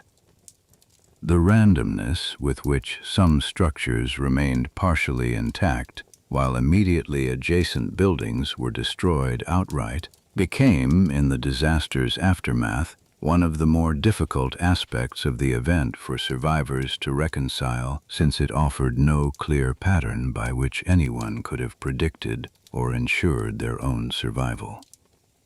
The Gautier Wire Works, a Cambria iron subsidiary located near the edge of town, was destroyed in the initial impact, and its stock of barbed wire, like the wire from the Woodvale factory upstream, became mixed into the debris field moving through the town. At the eastern edge of Johnstown, the Conemaugh River passed beneath the Pennsylvania Railroad's stone viaduct, a substantial masonry bridge that had been built decades earlier to carry rail traffic across the river on a solid stone arch foundation. The bridge itself withstood the force of the wave without collapsing, but its solid construction meant that it functioned as a dam of its own, catching the enormous volume of debris, wreckage, and displaced structures the water had carried through the town, and holding it in place against the bridge's upstream side. The irony of a second, unintended dam forming at the stone bridge, this one built to withstand exactly the kind of force the South Fork Dam had failed to contain, was not lost on observers in the years that followed, even as the debris pile it created became the site of some of the disaster's most severe additional loss of life. The bridge's designers, working decades earlier and with no reason to anticipate the specific circumstances that would arise on May 31, 1889, had built the structure to standards more than adequate for ordinary rail traffic and typical seasonal flooding, standards that proved, almost accidentally, sufficient to withstand a flood of unprecedented scale as well. That same structural strength, an asset in resisting the wave's initial force, became a liability once the bridge began trapping debris, transforming a successfully engineered structure into the site of a secondary disaster within the larger one. Within a short span of time, the debris pile against the stone bridge grew to cover an area later estimated at roughly 30 acres. A tangled mass of houses, rail cars, telephone poles, barbed wire, furniture, and trees, with survivors trapped alive within the wreckage in numbers that would not be fully known until the following days. Rescuers who reached the debris pile in the hours after the wave's passage described hearing voices calling from within the wreckage, sounds that grew fewer as the night wore on, and as the fire that broke out within the pile spread.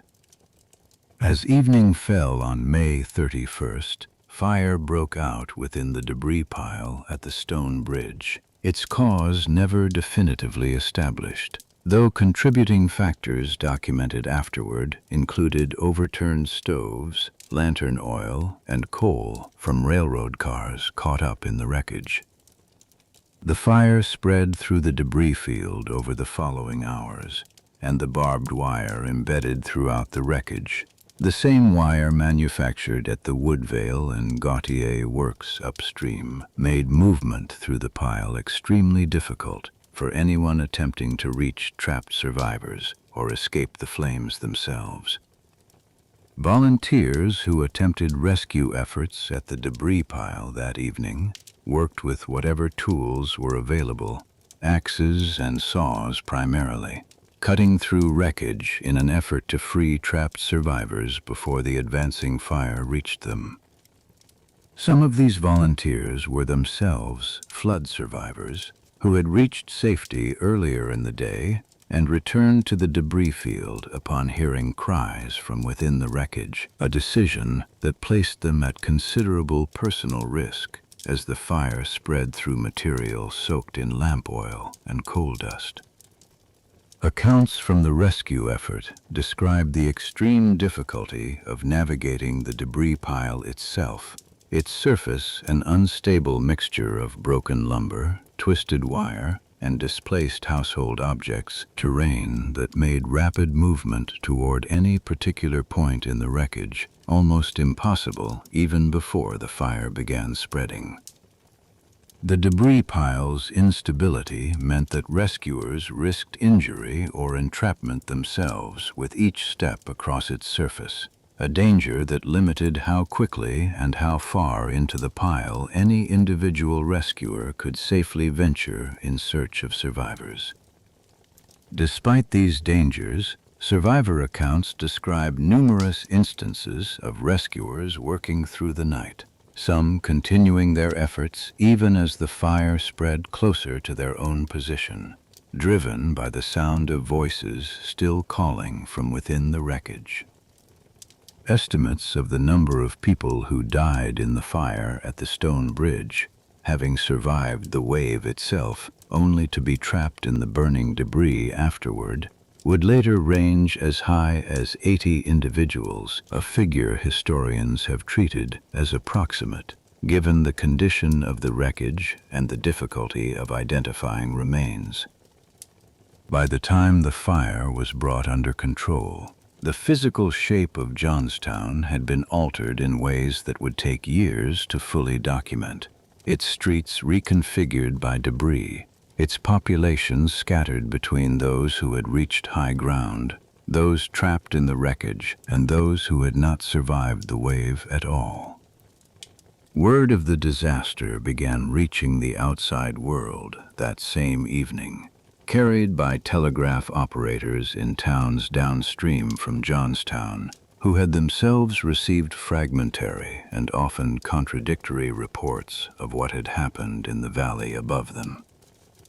Early reports reaching Pittsburgh and other nearby cities that evening varied considerably in their estimates of casualties and damage, a natural consequence of the disaster's scale and the difficulty anyone at the scene faced in assessing the full extent of destruction within just a few hours of the wave's passage.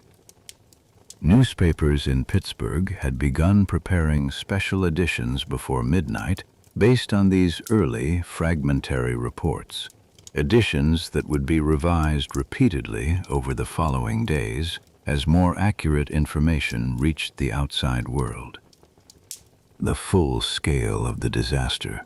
and the questions it would raise about how a private club's decisions had produced the deaths of more than 2,000 people, would only become clear in the days that followed, as rescue and recovery efforts began working through what remained of the town. Johnstown that night existed in a state that few American towns had ever experienced before, cut off from most outside communication, its normal government functions suspended, its surviving residents scattered between hillside camps, damaged buildings, and the debris field still burning at the edge of town. What began the following morning was not merely a physical rebuilding, but a slow public reckoning with how the disaster had happened at all, a process that would draw in engineers, journalists, and eventually the courts, each examining the same 14 miles of valley from a different angle in search of the same answer. In the days following May 31st, the scale of what had happened in the Conemaugh Valley became clear through a slow and difficult process of recovery. as searchers worked their way through debris fields that in some places had piled several stories high. Recovery teams organized in the days after the flood included local volunteers, Cambria iron employees, and eventually militia companies dispatched by the state government to assist with the scale of work involved and to help maintain order in a town whose normal civic infrastructure had been largely destroyed. Pennsylvania's governor authorized the deployment of National Guard units to Johnstown within days of the disaster, tasked with preventing looting amid the wreckage and assisting with the physical labor of recovery, a presence that remained in the town for several weeks as the initial recovery phase continued. Coordination among these various groups, volunteers, militia, and out-of-town relief workers, arriving in increasing numbers through early June, was informal at first, gradually organizing into a more structured effort as local committees and the arriving Red Cross team established clearer divisions of responsibility.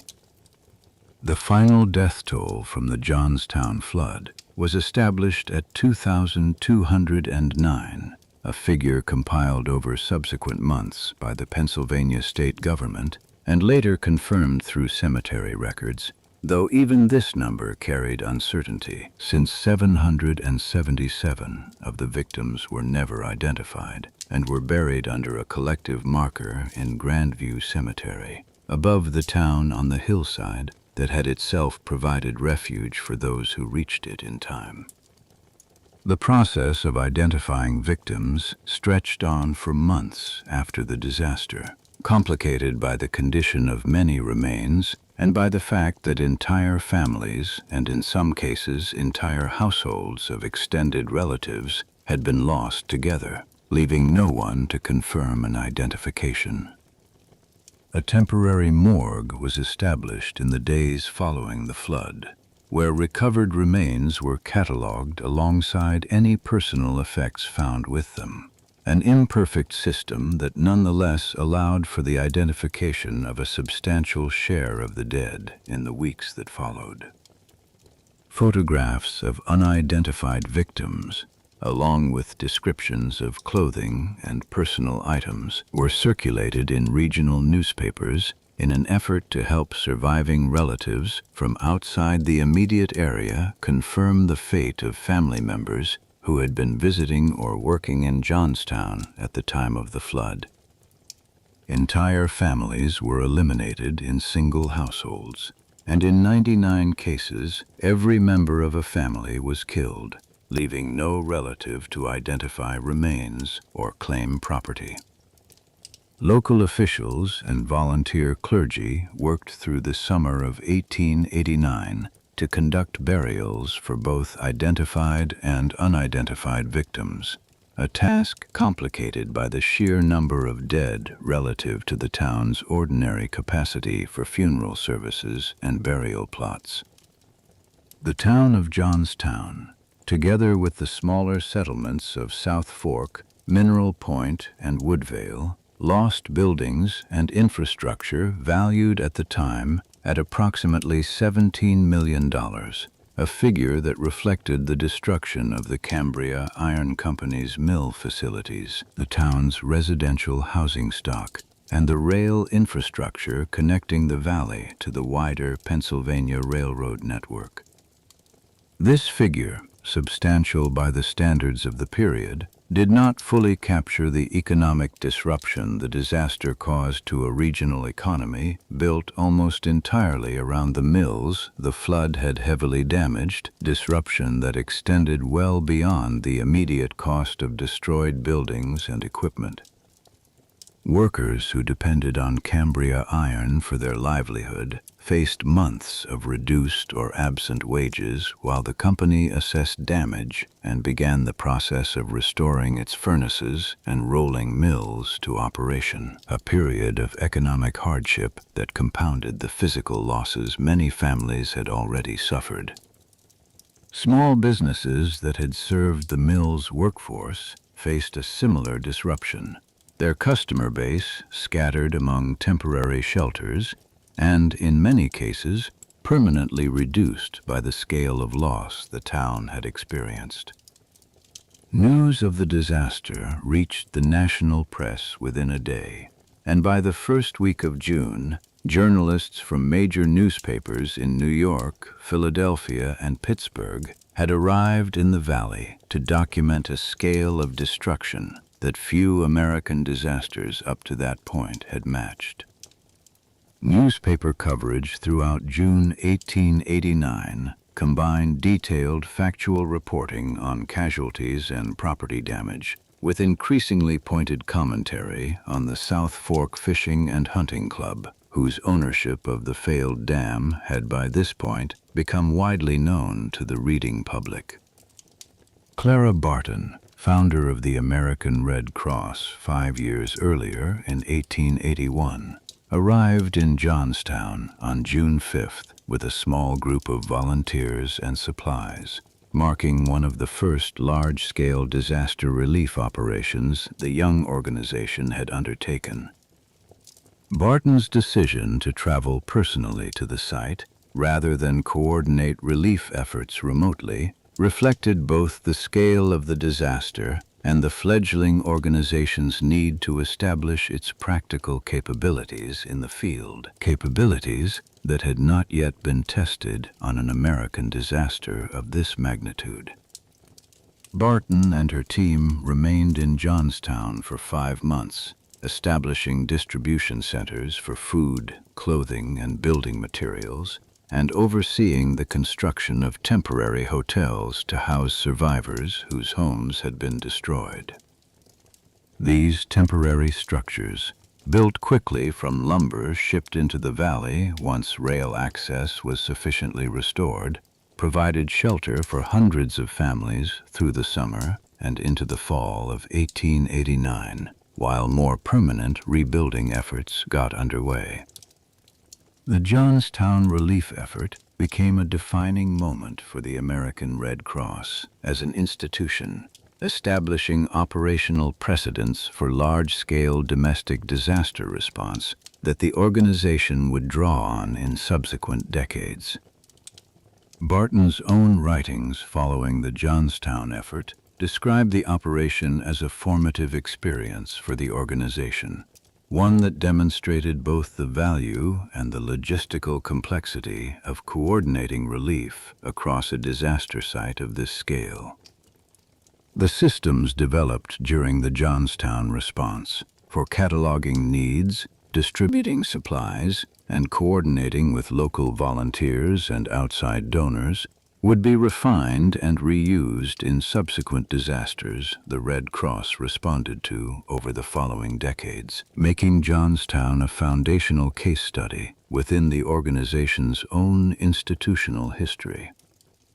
Barton herself would later cite the Johnstown operation in testimony and writings advocating for expanded disaster relief capacity, using the scale of what her small organization had accomplished with limited resources as an argument for greater institutional support in the future. Donations for flood relief arrived from across the country and from abroad, including contributions reported from as far away as Russia, Turkey, and several European governments, reflecting the scale of international attention the disaster had drawn. Total relief contributions were later estimated at approximately $3.7 million, a sum distributed to survivors for rebuilding homes, replacing lost property, and covering funeral costs for identified victims. The distribution of these funds, handled through a combination of local committees and the Red Cross's own organizational structure, aimed to reach survivors according to documented need, though the scale of the disaster and the loss of ordinary record-keeping in the town complicated efforts to distribute aid with full accuracy. As recovery efforts continued through the summer of 1889, attention within the valley and in the national press increasingly turned toward the question of responsibility. Who, if anyone, would be held accountable for a private dam's failure that had killed more than 2,000 people? The South Fork Fishing and Hunting Club's membership, drawn from among the wealthiest and most prominent industrialists in western Pennsylvania, became the immediate focus of public anger and newspaper coverage throughout June and July of 1889 was often sharply critical of the club and its members by name. Editorial writers in several major newspapers drew explicit connections between the club's wealth and its apparent indifference to the safety concerns Fulton had raised nearly a decade earlier, framing the disaster as a consequence of neglect by men who could easily have afforded the repairs their own engineer had recommended. Cartoons published in several newspapers during the summer of 1889 depicted club members as indifferent to the suffering their dam's failure had caused, a form of public commentary that, while not part of any formal legal proceeding, reflected the broader climate of public opinion the eventual court cases would unfold within. This public anger did not, in the end, translate into legal consequences for any individual club member, a gap between public sentiment and legal outcome that would itself become a subject of ongoing discussion among legal scholars studying the case in the decades that followed. Some contemporary commentators drew a direct connection between the club members' social and political standing, several of whom had personal relationships with judges and prominent attorneys in western Pennsylvania, and the difficulty plaintiffs faced in securing favorable rulings, though no direct evidence of improper influence in any specific case has been documented in the historical record. What is documented is the outcome itself. Despite public outrage, despite an engineering investigation identifying clear structural modifications that had compromised the dam's safety, and despite 16 separate lawsuits, the legal system of 1889 produced no finding of liability against anyone connected to the South Fork Fishing and Hunting Club.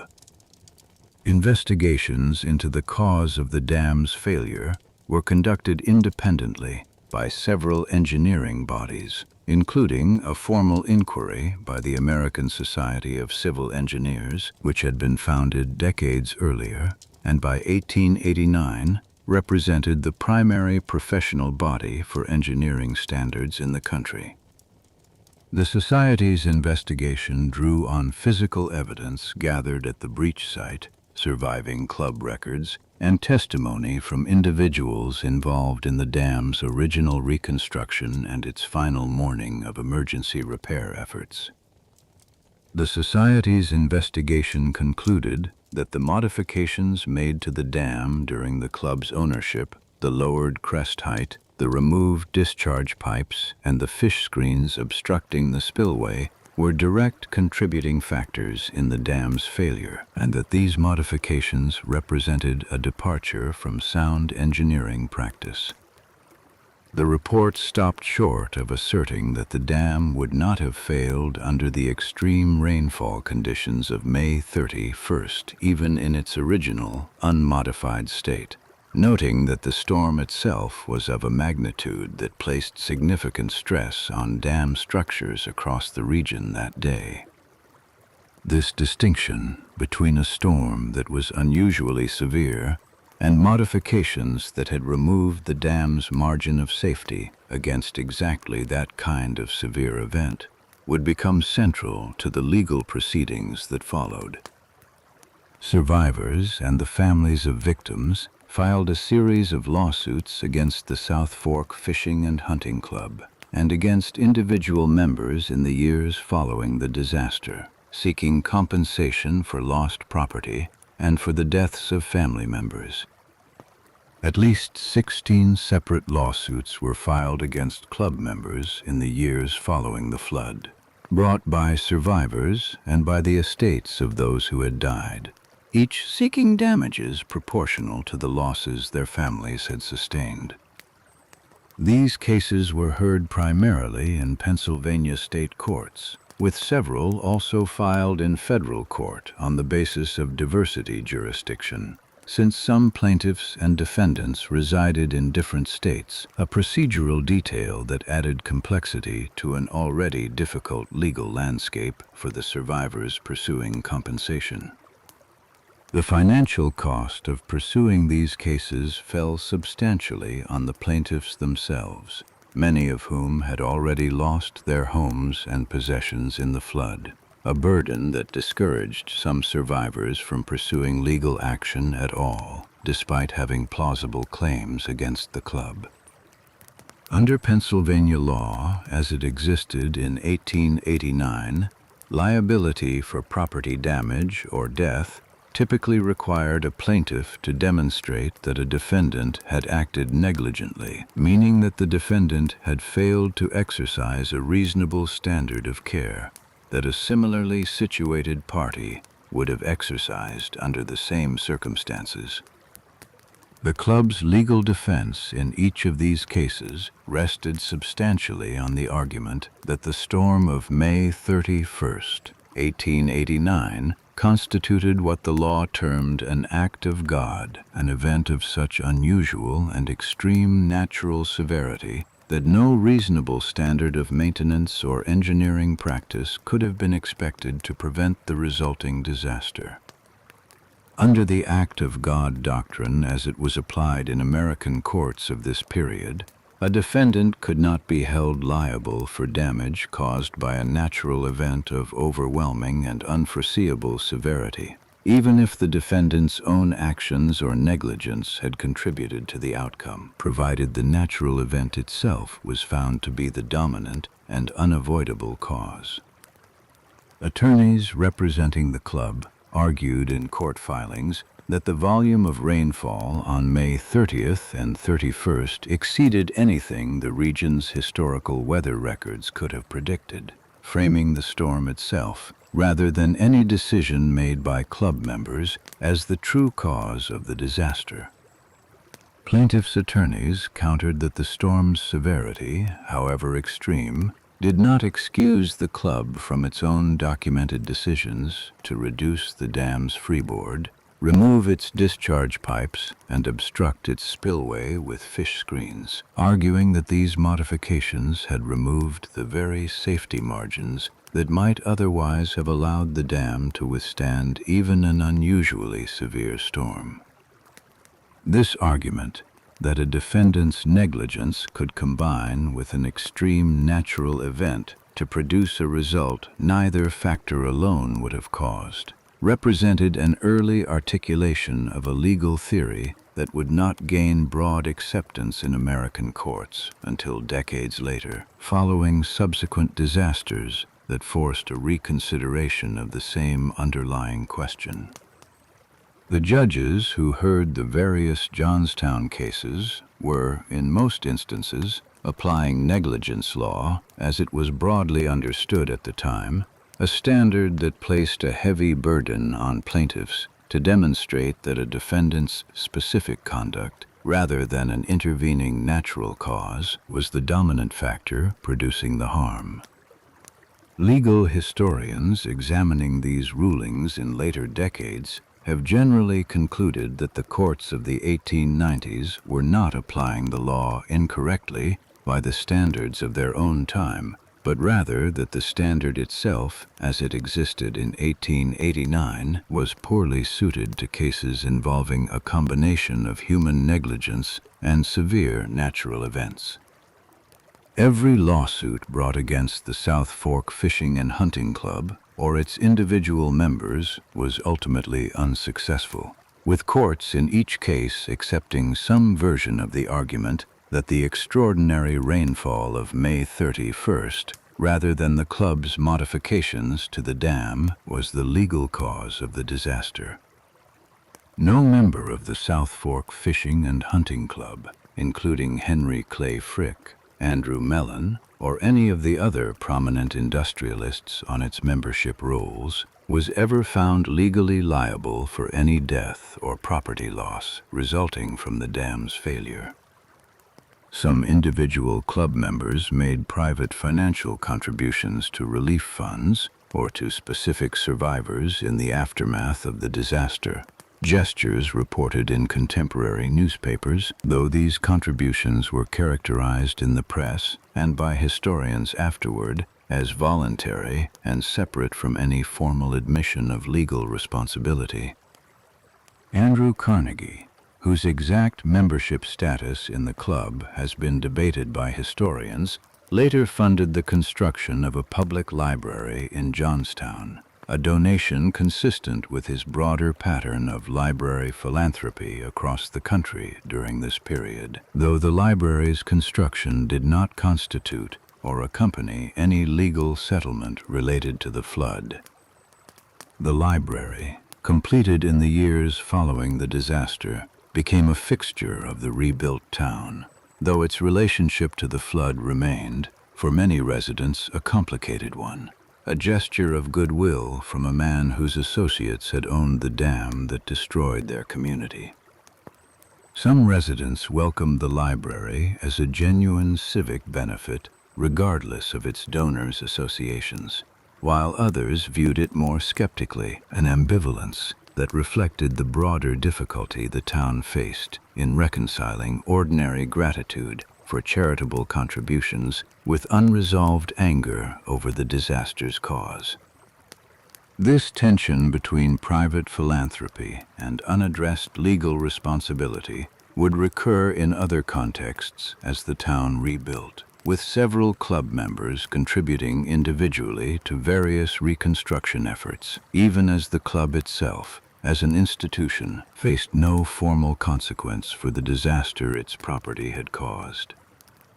The legal outcome of the Johnstown cases drew significant criticism from legal scholars and from the press in the years that followed, many of whom argued that the existing negligence standard, requiring proof that a defendant's specific actions were the dominant cause of harm, rather than a contributing factor alongside a natural event, made it functionally impossible to hold a property owner liable for a disaster of this scale, regardless of how negligent the underlying maintenance had been. This criticism did not produce an immediate change in Pennsylvania law or in the broader American legal standard for liability, and the negligence framework that had shielded the South Fork Fishing and Hunting Club from any judgment remained the operative legal standard in most American jurisdictions for the remainder of the 19th century. Legal scholars writing in the years immediately following the Johnstown cases proposed various alternative standards that might have produced a different outcome, including early academic arguments for treating dam ownership as an inherently hazardous undertaking deserving heightened responsibility, though these proposals remained largely theoretical rather than adopted into binding law during this period. The town of Johnstown itself began rebuilding within weeks of the disaster, with Cambria Iron Company resuming partial operations within the same year, drawing workers back to the valley despite the scale of loss the community had experienced. By the mid-1890s, Johnstown's population had recovered to levels close to those before the flood, and the Cambria Iron Company, later reorganized as the Cambria Steel Company, continued as the dominant economic force in the region for several more decades. The town's recovery was, in many respects, a testament to the resilience of its residents and the continued economic pull of the steel industry, even as the legal questions raised by the disaster that had nearly destroyed it remained formally unresolved by any court. The physical site of the South Fork Dam was never rebuilt, and the reservoir that had once covered 425 acres above the valley was allowed to drain permanently, leaving the mountain valley where the club's lake had stood to gradually return to forest over the following decades. What remained unresolved, in the absence of any legal judgment against the dam's owners, was the broader question the disaster had raised about how American law should treat property owners whose negligence contributed to a catastrophe, even when that negligence operated alongside forces of nature that no one could control. That question would not be answered by the courts that heard the Johnstown cases in the 1890s, but it would shape legal and regulatory debates in the United States for the following century, as subsequent disasters forced later generations of lawmakers and judges to revisit the same fundamental problem the South Fork Dam had first exposed. For the survivors who had pursued and lost their lawsuits, the legal outcome offered little beyond a formal record of what the courts of their era were and were not prepared to recognize as actionable negligence, a record that would matter far more to future legal reformers than it did to the families who had brought the cases in the first place. For those families, the practical reality of the years following the disaster was rebuilding a life without legal acknowledgement of what had been taken from them, a form of loss that carried forward alongside the physical loss of homes and relatives, unresolved even as the town itself gradually returned to something resembling normal operation. Some survivors' descendants, generations later, would come to view the unresolved legal record less as an injustice specific to their own family and more as a broader lesson about the limits of law at any given moment in history, a lesson that later reforms in dam safety and liability doctrine would only partially address. The legal precedent set by the Johnstown cases, in which courts declined to hold the South Fork Fishing and Hunting Club liable, despite documented modifications that had compromised the dam's safety, remained largely undisturbed in American law for nearly 4 decades.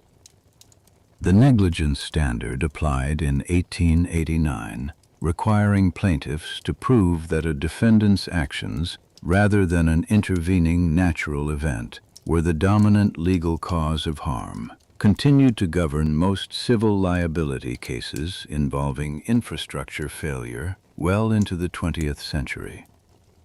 Legal treatises and law school casebooks published in the decades following the flood frequently cited the Johnstown litigation as an illustration of the negligence standard's limitations, a case study future generations of lawyers would study specifically because of how completely it had failed to produce accountability.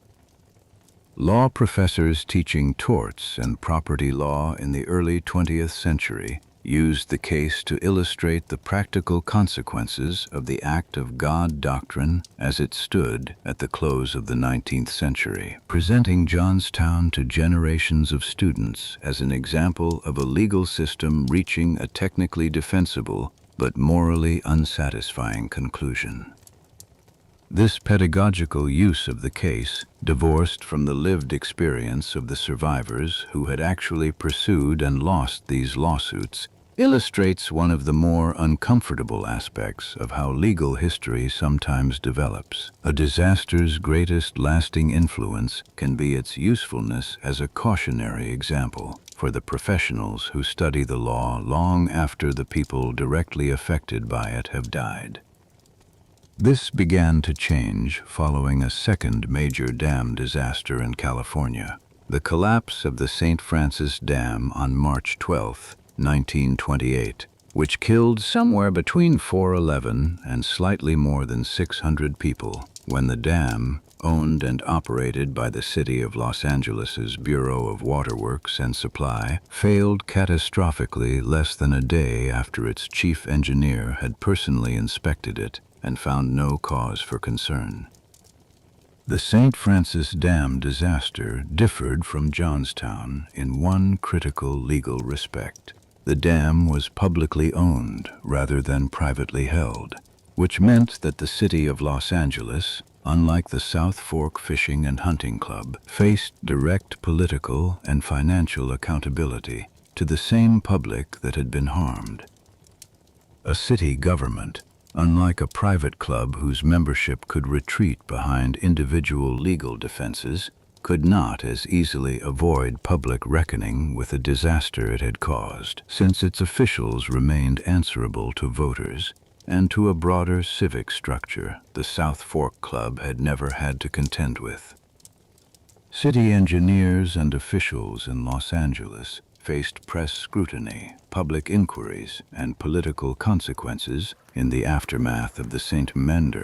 Francis disaster in a manner structurally unavailable to the private self-governing membership of a fishing and hunting club 14 miles outside a town whose residents had no vote in the club's internal decisions. This structural difference between an accountable public entity and an insulated private one would become a recurring theme in later academic comparisons of the two disasters, offered as a partial explanation for why one produced meaningful consequence and the other did not. Los Angeles ultimately paid an estimated $15 million in compensation to victims and their families, a settlement process that, while still shaped by legal negotiation, proceeded without the act of God defense that had shielded the Johnstown Club's members decades earlier, in part because the scale of engineering failure documented at St. Francis left little room for a natural causation argument. The chief engineer responsible for the St. Francis Dam's design and inspection, William Mulholland, testified before a coroner's inquest that he alone bore responsibility for the disaster, a public acceptance of individual accountability that stood in direct contrast to the diffused, unaccountable ownership structure of the South Fork Club decades before. Mulholland's testimony marked a notable departure from the pattern established at Johnstown, where responsibility had been dispersed across dozens of club members and ultimately assigned to none of them. At St. Francis, a single named individual stood before a public inquiry and accepted personal responsibility for the engineering failure that had caused mass casualties. The differing outcomes of these two disasters, one in which a private club escaped all liability through a natural causation defense, and one in which a public agency's chief engineer accepted personal responsibility before a formal inquiry, became a point of comparison for legal scholars examining how ownership structure and public accountability shaped the practical application of liability law. Following the St. Francis Dam disaster, California became the first state to establish a formal state agency with statutory authority to inspect and approve dam construction and modification, creating the position of state engineer with legal power to reject unsafe designs before construction began, a regulatory authority that had not existed anywhere in the United States at the time the South Fork Dam was modified in the early 1880s. The California legislation passed within months of the St. Francis disaster, a legislative speed that stood in sharp contrast to the near-total absence of regulatory response following Johnstown nearly 40 years earlier, illustrating how a publicly owned disaster with a named, accountable engineer generated political pressure for reform in a way the privately owned Johnstown Dam never had.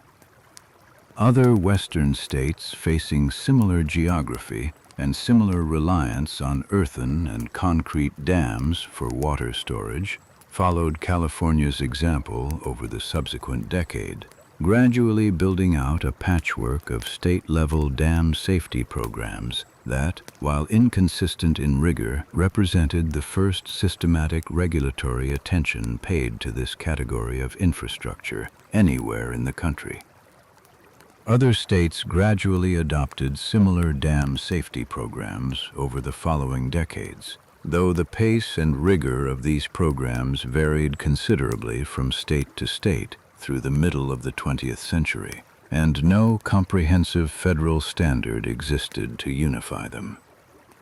A third major dam failure, the collapse of the Buffalo Creek Dam in West Virginia in 1972, killed 125 people, when a coal slurry impoundment dam owned by the Pittston Coal Company failed following heavy rain, in circumstances that echoed the Johnstown disaster closely enough that contemporary press coverage explicitly drew the comparison. The Buffalo Creek disaster, like Johnstown 83 years earlier, involved a private company whose modifications and maintenance decisions had compromised a dam's structural safety, and it became a central case study cited in congressional hearings that followed later that same year. Survivors of the Buffalo Creek disaster pursued legal action against the Pittston Coal Company using theories of corporate liability that, unlike the negligence standard applied at Johnstown, drew explicitly on decades of legal development since 1889, ultimately reaching a substantial settlement that acknowledged the company's responsibility in terms no Johnstown plaintiff had ever been able to secure. The Buffalo Creek settlement, along with the congressional hearings the disaster prompted, drew repeated comparisons to Johnstown in contemporary press coverage and legislative testimony, with several witnesses before Congress explicitly invoking the 1889 disaster as a historical benchmark for how far and how little dam safety law had progressed in the intervening 83 years. A West Virginia state investigation into the Buffalo Creek disaster concluded that the coal company's slurry impoundment had been built and maintained with inadequate engineering oversight, findings that closely paralleled the American Society of Civil Engineers' 1889 assessment of the South Fork Dam, though this time the findings translated into both a substantial financial settlement and federal legislative action within months rather than decades. In August 1972, the United States Congress passed the National Dam Inspection Act, later expanded through the National Dam Safety Program Act of 1996, establishing for the first time a federal framework requiring states to maintain dam safety programs and creating national standards for the inspection and classification of dams based on the potential harm their failure could cause to downstream populations. Under the modern federal and state dam safety framework that developed from these acts, dams are classified according to hazard potential, with the highest classification reserved for structures whose failure would likely cause loss of human life, subject to mandatory periodic inspection, engineering review, and emergency action planning requirements that did not exist in any form in 1889. The American Society of Civil Engineers, the same professional body that had investigated the South Fork Dam's failure in 1889, without the regulatory authority to prevent a recurrence, today maintains formal inspection guidelines and publishes a regular infrastructure report card, assessing the condition of American dams, along with bridges, roads, and water systems, using classification standards that trace their conceptual origins directly to the questions first raised by the Johnstown disaster. The legal concept that eventually displaced the pure negligence standard applied in the Johnstown cases, a doctrine known as strict liability for inherently dangerous activities, developed gradually through American case law over the 20th century, holding that certain activities, including the impoundment of large volumes of water behind an artificial structure, carry an inherent risk sufficient to impose liability on the party who created that risk, regardless of the specific standard of care they exercised. Under a strict liability framework, had it existed in 1889, the South Fork Fishing and Hunting Club's status as the party that built and maintained an earthen structure impounding millions of tons of water directly above a densely populated industrial town might alone have been sufficient grounds for liability, without requiring the detailed negligence analysis that ultimately allowed the club's act of God defense to prevail. This shift in legal doctrine did not occur as a direct response to Johnstown alone, but developed across multiple decades and multiple disasters, with each subsequent dam failure, from St. Francis in 1928 to Buffalo Creek in 1972 to later incidents, adding pressure toward a legal and regulatory framework less permissive of the kind of ownership diffusion and act of God defense that had shielded the Johnstown Club's members from any judgment. Legal scholarship tracing this evolution consistently returns to Johnstown as the starting point of the story. Not because the 1889 courts reached the wrong conclusion under the law as it then existed, but because the outcome so clearly illustrated a gap in that law that later generations of judges and legislators felt compelled to close. Several law review articles published across the 20th century used the Johnstown case specifically as a baseline against which to measure how far liability law for infrastructure failures had evolved, treating the 1889 outcome not as an isolated historical curiosity, but as the origin point of a century-long legal conversation about who bears responsibility when private decisions produce public catastrophe. Today, the technical standards used by state dam safety engineers to evaluate spillway capacity, freeboard requirements, and emergency discharge systems directly address the same categories of deficiency that were documented at the South Fork Dam in 1889: insufficient height above maximum expected water levels, inadequate mechanisms for controlled water release, and unobstructed spillway capacity sufficient to handle extreme rainfall events. The specific vocabulary used in modern dam safety inspections, including terms like freeboard, spillway capacity, and emergency action plan, did not exist in their current regulatory sense in 1889, but the physical failures they are designed to prevent are, in each case, failures of the same type that were first documented in the aftermath of the Johnstown disaster. A modern dam safety inspector examining a structure comparable to the South Fork Dam would today be required to verify the presence and functionality of an emergency discharge system, assess spillway capacity against modeled extreme rainfall scenarios, and confirm the structure's crest height meets minimum freeboard requirements. Precisely the three categories of deficiency that went unaddressed at South Fork for nearly a decade before 1889. These modern inspection protocols typically also require documented maintenance schedules, periodic dam break analysis to model the potential consequences of a hypothetical failure, and emergency action plans specifying evacuation procedures for downstream communities, none of which existed in any form for the South Fork Dam or for the town it stood above.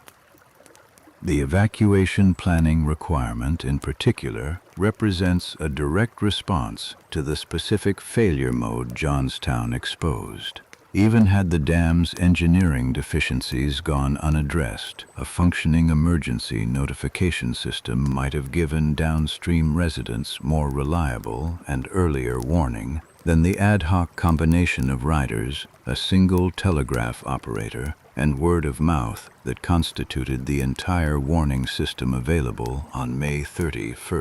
1889.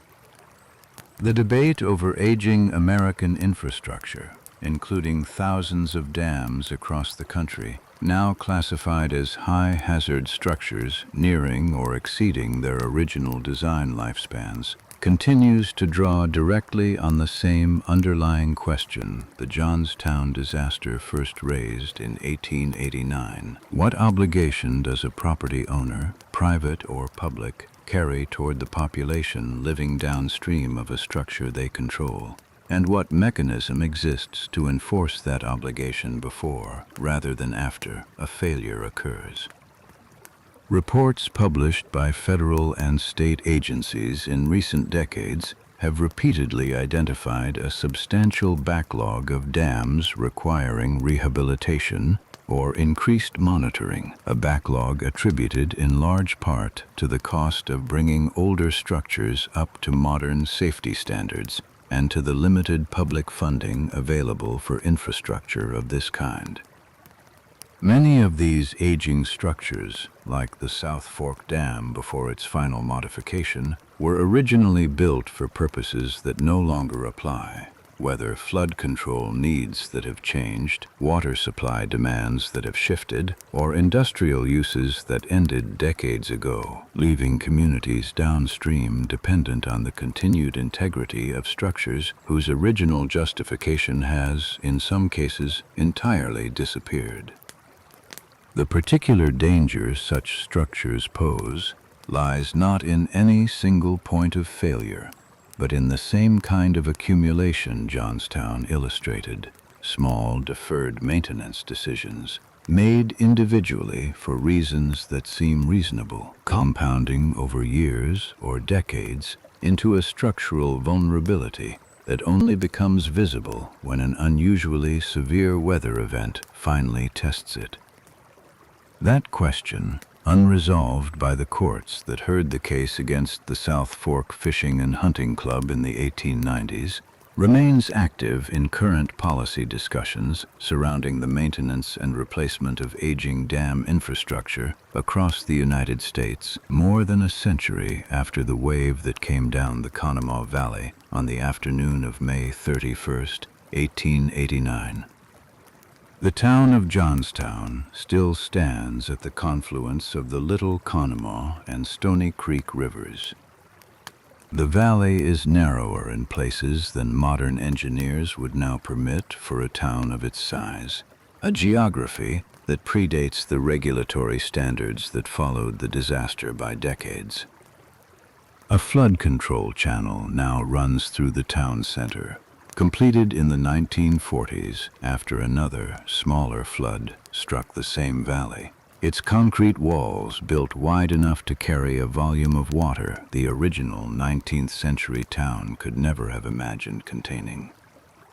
That later flood in 1936, though far less deadly than the disaster of 1889, prompted the federal government to fund the construction of the channel as part of a broader program of Depression-era public works, a project that gave Johnstown, decades too late for the families of 1889, the kind of engineered flood protection no private club had ever been required to provide. The 1936 flood, caused by heavy rain and rapid snowmelt, rather than any dam failure, nonetheless struck the same vulnerable low-lying sections of town that had suffered the worst destruction nearly 50 years earlier, a coincidence of geography that underscored how little the town's fundamental flood exposure had changed despite the intervening decades. Federal engineers who designed the 1936 flood control channel drew on hydrological data collected in the aftermath of both the 1889 and 1936 floods, producing a structure calibrated specifically to the valley's documented worst-case flow rates, a level of engineered flood protection the town's 19th century residents had never had access to.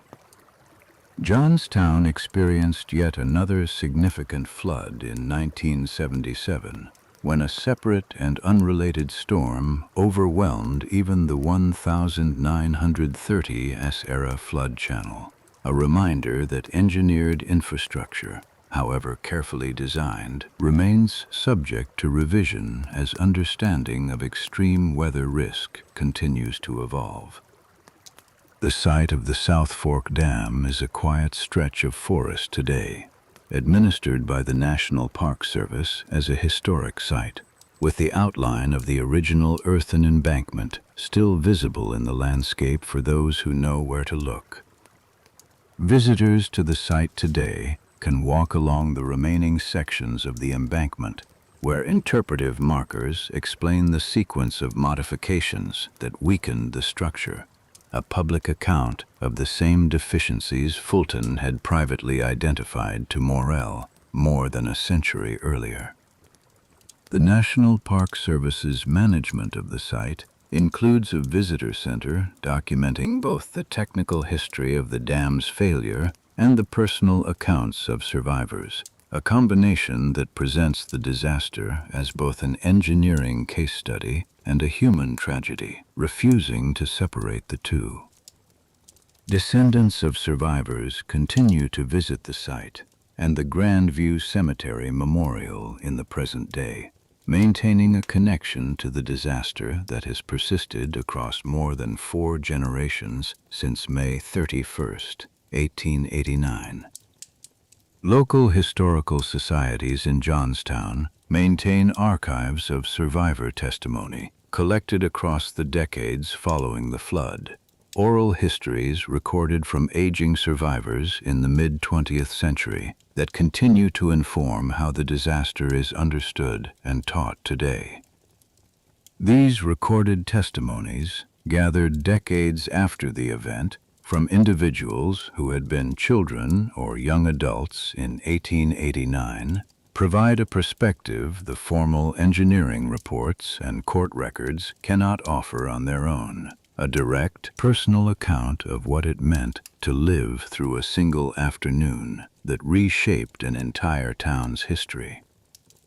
Grandview Cemetery, on the hillside above Johnstown, still holds the collective grave of the 777 victims who were never identified, their names lost along with the records that might have carried them forward.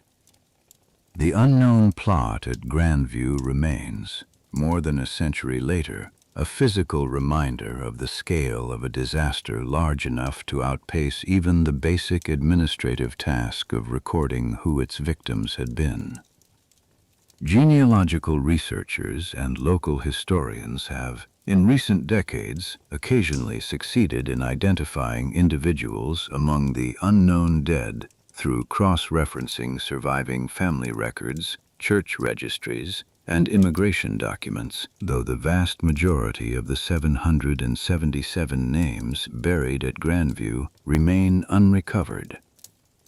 Each small identification made in these later years serves as a quiet coda to the original disaster, a name restored to a grave that has sat unmarked for well over a century.